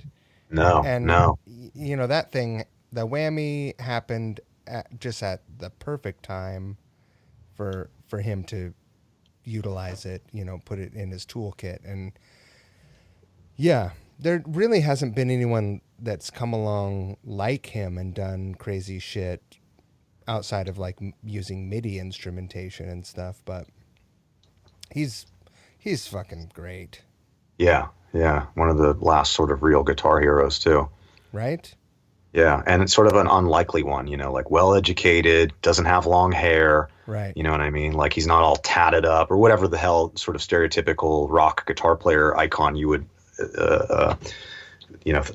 accoutrement you would imagine or whatever it is. Right. He's sort of, I saw him at a movie premiere once, and I was just like, yeah, that's Tom Morello, and he just looks like a dude. He's got his trucker hat on, like, shorts. Yeah, every once in a while I get excited about effects. Yeah, I don't. I it, Um, it I the head rush unit I use is great, but I can't. I just I'm like, yeah, I want a wah pedal and a Marshall, and that's exciting enough to me. right. You know, Yeah, I'm if like, you go see Michael Schenker play, yeah, um, but he minimum is it? He doesn't even use shit. He's just like pretty straight meat and potato, isn't he? he's got two delay pedals, one Uh huh. short and one long, One long, yeah, and a wah. yeah. That's it. But that's it. He's got a volume control on his guitar. Yeah, Um, that's it. oh, here's a funny tie-in. I don't know Tom's last name, Cousin Tom. That's what I know him as. Cousin Tom used to tour manage Pussycat, and he tour manages Michael Schenker now. I wonder if I've met him. I'll bet you have. He lives in Huh. Detroit now, and I Huh. believe he is the cousin of Mike Mayhew, who works for Guns N' Roses. Yeah. Interesting. And Well, he my go ahead, go ahead. he told me because I was like, that's fucking incredible. Like that guy has the rippingest guitar sound, and he sounds better than ever. Like he's on fire.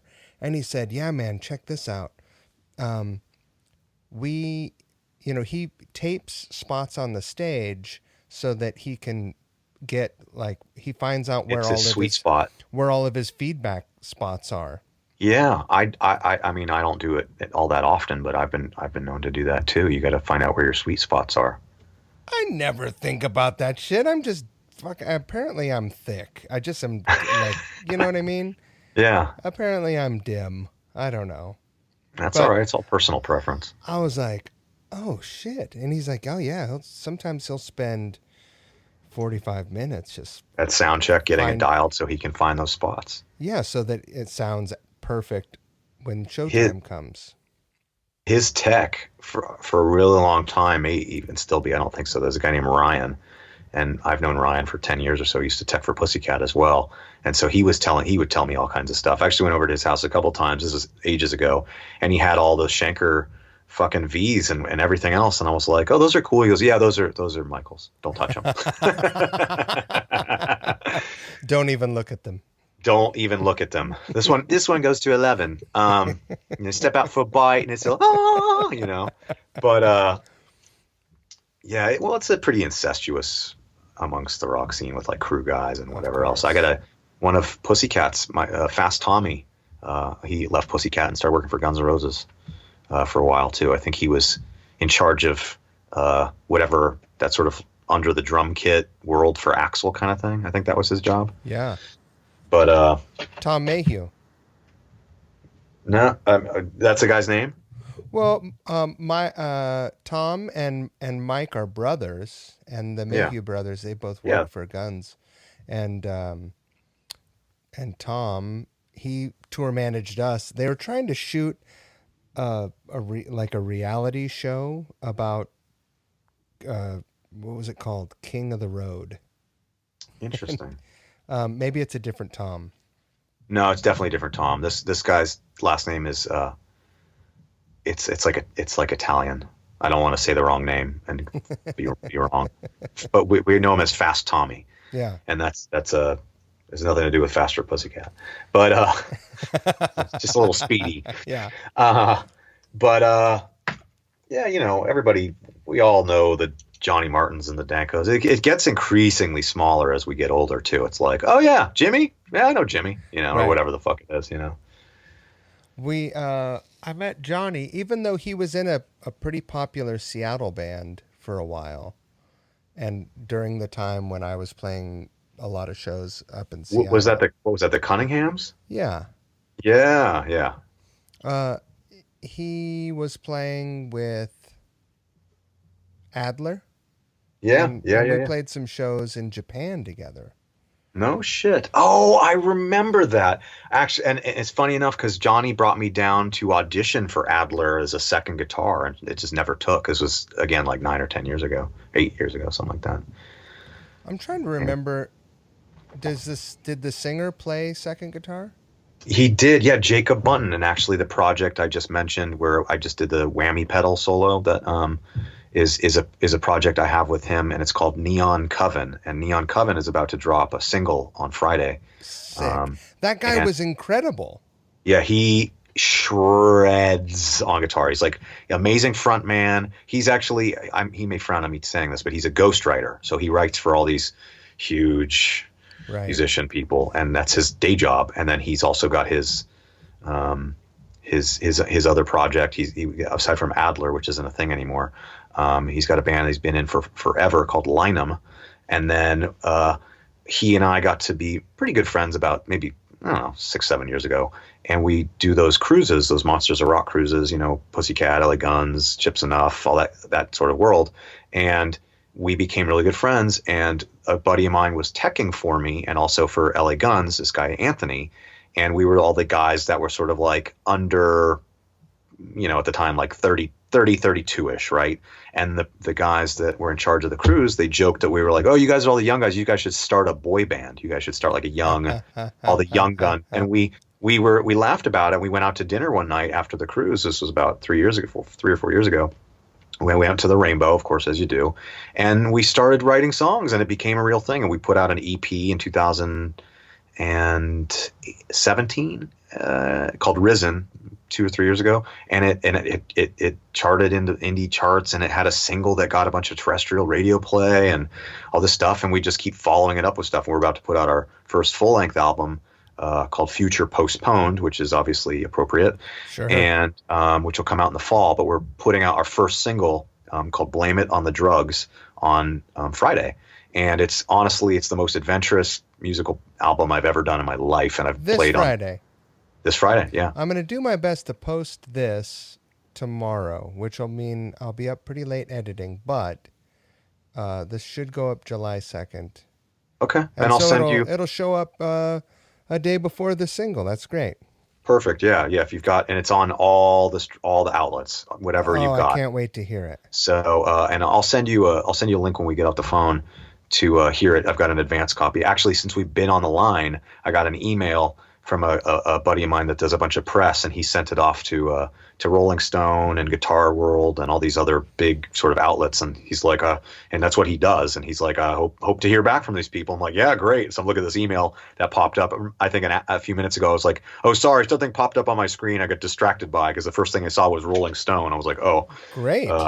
But I'm sure nothing will happen from it. But there's a couple people that are trying to work a few angles, and rightfully so, because the guy that's writing the majority of the music is a guy that writes professionally, and like I said, it's definitely doesn't sound like what you'd expect the guy from LA Guns and the guy from Adler to be doing. It sounds like radio rock, and we're an electronic rock band. It sounds like if Depeche Mode and 30 Seconds to Mars had sex at a Typo Negative concert while the fucking Spice Girls were writing lyrics. I don't even know what to call it. It's like that sounds like a really good time to me.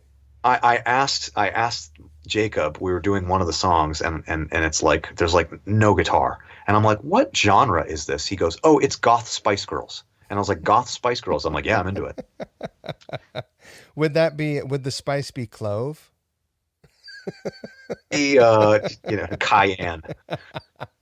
But I'm really excited about this project, and it's a young band, and it doesn't have a lot of traction, and so it's like we're trying to get it to as many people. And the sort of double-edged sword is a lot of the people that Jacob and I know are people that are in the sort of rock world, or I'm in LA Guns, and he's singing on the new Mick Mars album. So it's like, right. I thought I was going to ask you if that was. Yeah. If I was imagining that, but I swear that I saw that. That's a real thing, and we're not really trying to cater really exclusively to that crowd, because it's not, doesn't sound like that. It's more if Depeche Mode started now. So we're trying to get to outside of that, the genres that we're known for. But yeah, the Mick Mars stuff, I don't think any of that's been released publicly. No. But I've heard most of it, and it's awesome. And Jacob, by the way, is not the singer in Neon Coven. He's the second singer. He sings a couple of the songs and does harmonies. Really? But our lead singer is a guy named Anthony, who's got a great voice, a lot of diversity with him. And Jacob's just sort of the man behind the curtain, guitar player, synths, vocals, et cetera, et cetera. Amazing. And so, but unto himself, he's a really wonderful singer, and the stuff he's done with Mick is really cool. It's definitely got a lot of Bowie in it, and it doesn't sound like Motley Crue, which is what I like about it, because admittedly I'm not a big Motley fan. I love the music. I just think Vince's voice and and especially if you see them live, it's tough. We toured with them. It's not for me. Yeah. You toured with Vince or with Motley? With Motley. Holy shit, what was that like? It was a real treat, man. Yeah. We toured through, I don't know, a couple weeks. It was Backyard Babies, Loaded, and Motley Crue. And what a fucking good time, man. Oh, did you just say you toured with Backyard fucking Babies? That's right. Whoa, fuck Motley Crue. It was great, man. It was like every night of the show. I think it was primarily in Germany. We played a lot in Germany, and it just was fucking great. And Mick Mars has one of the single greatest guitar sounds. I've talked about him a lot on this podcast because I'm a huge fan. Yeah. I love the band sonically. I just cannot get behind his voice. That's my biggest. It's a tough where I'm like, I'm good for 3 or 4 songs, and then I got to flip the record. But if you listen to Mick, I mean, like that album they made with Karabi was his favorite. Oh yeah, and John, a good friend of mine, I fucking adore him, and have seen him perform that record in its entirety, and that's why it's not my favorite Motley record, even though I don't really have one, but it's definitely top 3, and that's one of the reasons. Right. They had a real fucking singer, right? Yeah, I basically was just like up Mick's Tech's ass from minute one. Yeah, isn't Mick's son is a tech, I think. Not for him, but it's a sidebar, I think, is a tech for something else. That's interesting. That might not be. I might have just spilled the beans on something, but whatever. But yeah, he has I think 15 or 16 live cabinets on that tour he had. Amazing. And it just, I mean, those days are, you mentioned using. Which model are you using? Oh, the Headrush unit. The Headrush. Yeah. I haven't messed with one of those, but I hear great things about them. Highly recommend. But are you using it to gig, or do you use an amp, or depending on the situation? It depends on the situation. So when I gig, all of my touring amps now just become power amps, and so they're still on stage. I'm still running. If I had my wish, I'm running just 2 Marshall slant cabs side by side with 2 for touring. I usually take out 2000s just because they're easy to replace, right. And inexpensive and good workhorse amp. And I just use those as power amps, and all my tone and everything and effects, et cetera, is all coming from the Headrush unit. And I avoided modeling and Kempers and all that profiling shit for like the plague. I wanted nothing to do with it. And I used them, and people I admired were using them and speaking volumes. But until I got on the train via Tracy, because when I joined LA Guns, I wasn't given a choice. He was like, this is what you're using, because that's like who the band is with and blah, blah, blah. And it took me like a week to get kind of comfortable with it and just whatever. And we had sound check. He'd come over and I'd be like, hey, Tracy, you come over. How do I make this, whatever? But it's like touch screen and super user friendly. And now it's like I can't gig without it. And I've been using them for sessions. Like I did the Tiffany session with my head rush, and I did the 69 Eyes session with my head rush, and pretty much everything I've done in the last 12 to 18 months I've used that with exclusively. And it's got everything you could think of built into it. And if it doesn't, you can download it. And I don't know, again, like I'm really not tech savvy, so I don't know how to explain a lot of it, but it's like you can make it where it sounds like the microphone's moved away from the cabinet and all that. Right, get some room sound. Yeah, all that real world shit to where it's like, I've done the sort of Pepsi challenge where a couple times where I'm like, I can't tell the difference. And so I'm just like, you know what, I'm just going to stick with this thing. And they've been good to me too. And, I like when, you give a company a shout out and they recognize it or repost it or comment or what, it just doesn't take a lot of work to sort of say, hey, thanks for, giving our gear some love. And they've been great with that, which I appreciate. And, it's, now I don't know. I mean, not to kiss ass to them, but now I can't do a gig without it. I mean, obviously I could, but like I would prefer not to. I just show up with my road case with the unit in it and drop the cables down, and I'm ready to play. Well, you can go on a world tour with a double gig bag. Yep, and a road case. And a pedal board, right? Yeah. And that's it. And I can plug into anything. I just plug it into the effects loop, and off I go. And the master volume's in the board, and my tone stays the same every day, so. Right.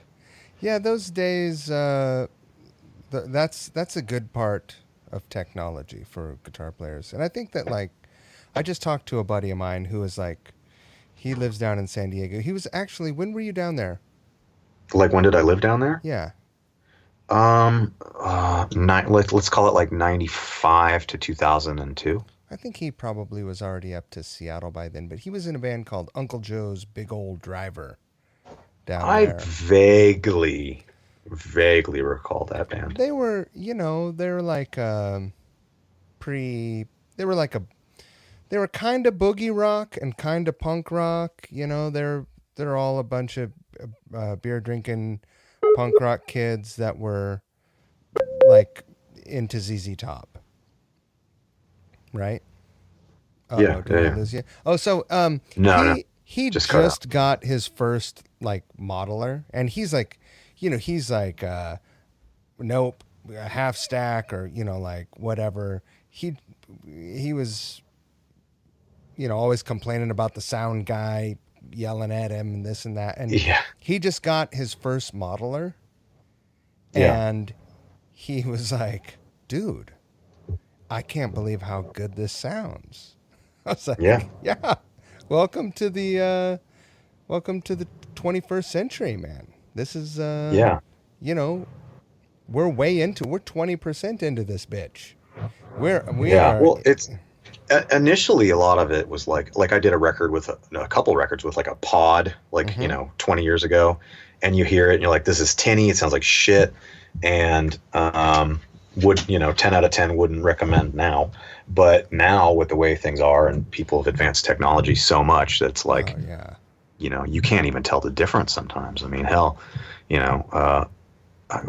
sometimes Tracy's got on stage, he's got 6 cabinets or 3 cabinets or whatever the hell he's running. And some of them, it's like, they're like, oh, what is that, an old JMP or whatever the hell? And he's like, actually, that's not even on. You're not even hearing that. It's just a fucking facade. It's a front, and it's all coming. It's for him. It's all coming out of his head rush. So, and it's pretty easy to fool some people now because the stuff's so advanced. These profilers or whatever, modelers or whatever the hell they're called, and the computers. And I kind of dig it, But again, like there's still that sort of punk rock element of me or whatever you want to, the Angus Young part where I'm like, no, you just plug the fucking guitar into the fucking Marshall and that's it. Les Paul, Marshall, maybe a wah pedal and that's it. None of this sissy stuff, But at the same time, it's like I love it. I love all the effects, and just because it's not good for me doesn't mean it's not great for 100 other players. So Well, I think the thing that people who resist it, like who strongly resist it, don't realize it's just a tool. It is yeah, a tool that works very well for many situations, maybe not every situation, but guess what? Neither does a full Marshall stack. no. It does What not club work. can you play a full Marshall stack at anyhow? It's like you've got your volume on 2. Yeah, none. That's which ones. Yeah, Um, yeah, the one thing that I've changed, I'm working on a record now, and the one thing that I have committed to is that I'm printing all of my performances rather than when I did all the demos, I recorded direct into Logic, yeah, and then tweaked the sound from there. Like, oh, well, what's this sound like? What's that? And then I'm just ended up finger fucking this thing for ever. And then I lose my momentum because I just spent 10 times the amount of time tweaking the guitar sound that I yeah, did performing it. And I think now I'm on this trip where I'm like, well, no. I just treat this thing like a tape machine, and I'll put a good sound in using a modeler, and there you go. Be done with it. yeah, Um, yeah. so I sort of have. I went down the rabbit hole and came full circle with that stuff. You know. But it's working for you. Yeah, I think so. But yeah, I think I got to check one of those things out. I think those they look good. Yeah, All of them look highly good. recommended Head Rush for sure. Good deal. They have a crazy looper now too. Yeah. Yeah, that's what I'll do is like I mentioned the Patreon thing. Like I'll go in and I'll play, you know, 60 seconds of music and I'll just loop it and I'll just play over it, and for video performances or whatever, kind of keep people entertained. Do you have their looper specific unit, that thing? No, but I'm familiar with it. Right. I was trying to avoid acquiring another piece of gear. Sure. You're the one guitar player that I know that is their plan. Really?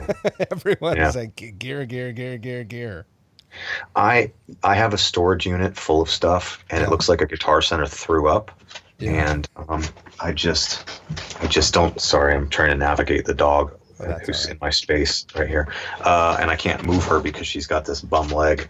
I don't. I just don't need any more stuff. I've got more guitars than I need, and more. I've probably got 10 fucking cabinets and a dozen amps and combo amps and pedals and road cases full of stuff, and it's not stuff I want to get rid of or give away, but it's just like when people like a buddy of mine messaged me the other day about building me a guitar, and I was like, not only do I not need any more stuff, but I'm like, why would I want to build a guitar right now? I'm not gigging. It's like, circle back in 18 months, man. It's just like there's no, people talk about gear right now. It's great if you're a engineer or recording or whatever, but like for me as a workhorse, a touring musician, whatever you want to call it, working musician, I don't need it. What am I going to fucking need more gear right now for what? To collect dust? I have So a hard time saying no to guitars. I used to. I really did for a long time, especially when I had endorsements and people were giving me stuff every quarter and whatnot, and then now it's just like I have, I don't know what, 5 heavy duty workhorse Gibsons and a couple other custom pieces, and that's it. Like, what am I going to do with? I have 8 guitars I love. What am I going to do with a 9th guitar, a 12th guitar, 17th guitar? It's like I got rid of those ones. You got a couple of those rock and roll relics, don't you? I have one rock and roll relic. It's the that black and white American flag model, the pirate flag. Oh, that thing is shit hot. Yeah, it's great. Actually, I just was messaging with Billy Rowe, who built that for me the other day from Jet Boy, and I love that guitar. It looks great. He's so great. Yeah, Billy's probably the one of the best guitar relicking in the country, and I've seen a lot of work because I'm a big fan of relic guitars. I don't like new guitars. I think that's just like some Yeah, finishes sure. look great. Some finishes look great as they are, but like if someone handed me just like a plain black standard Les Paul, I'd be like, this just looks like it's off the shelf. It looks dumb. And so he's really perfected that over the last 20 or 30 years. Yeah. And then is also a really great builder. And that relic he built for me is one of a kind, and I love it. It's done a lot of touring with me. And I've got one that's a similar job from a guy named Anthony out of the Northeast called Black 35, and he does a lot of custom stuff for people too. He built Is he from New Jersey? Yes, he is. Yeah, he built me this wood burned Ouija Les Paul that I play a lot too. I follow his Instagram. Yeah, Have you great seen? great guy. Do you know the Couch Riffs videos? Are you familiar with the videos? Yeah, I have. I've seen a few, and We got I to think get we you were. on one. I had Billy on one with a. It was an all builders episode. I would love to. I would absolutely love to. I had a little bit of an aversion the other day. I was like, I don't have any gear here, man. Like, I'm not prepared to do Oh a no, video right now. that's fine. We're not. I mean, I've got. It takes me forever to get them done, just because I'm working full time and trying to schedule. Herding cats, because it's not Yeah, like organizing one band. It's organizing 4 or 5 people from 4 or 5 different, you know, all over the country or all over the world. So, yeah, whenever you're ready, let me know. I would love to have you in one of the videos. yeah. I'd be honored. Yeah, absolutely. Maybe towards the end of the month or into August, I've got some work coming up that'll require me to bring gear here. We'll pick something real fun Yeah. and make it so.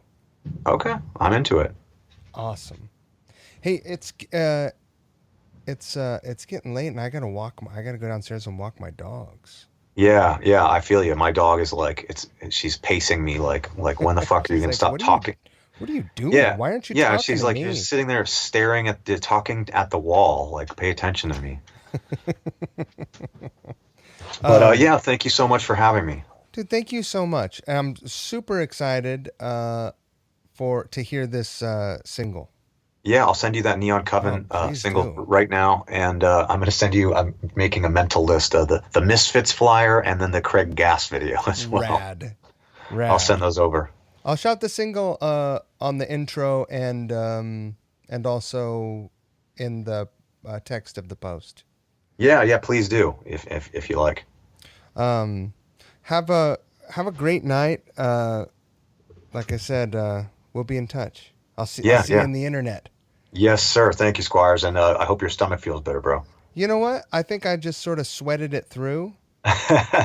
Um, my stomach feels a little funny. My forehead's a little clammy, but I got through it. I'm okay. Well, drink a lot of water and get some rest, bro, and you'll be fine. Thanks, bud. I'll see you sometime. All right, I'll see you out there. Be good. You too. Later. Bye.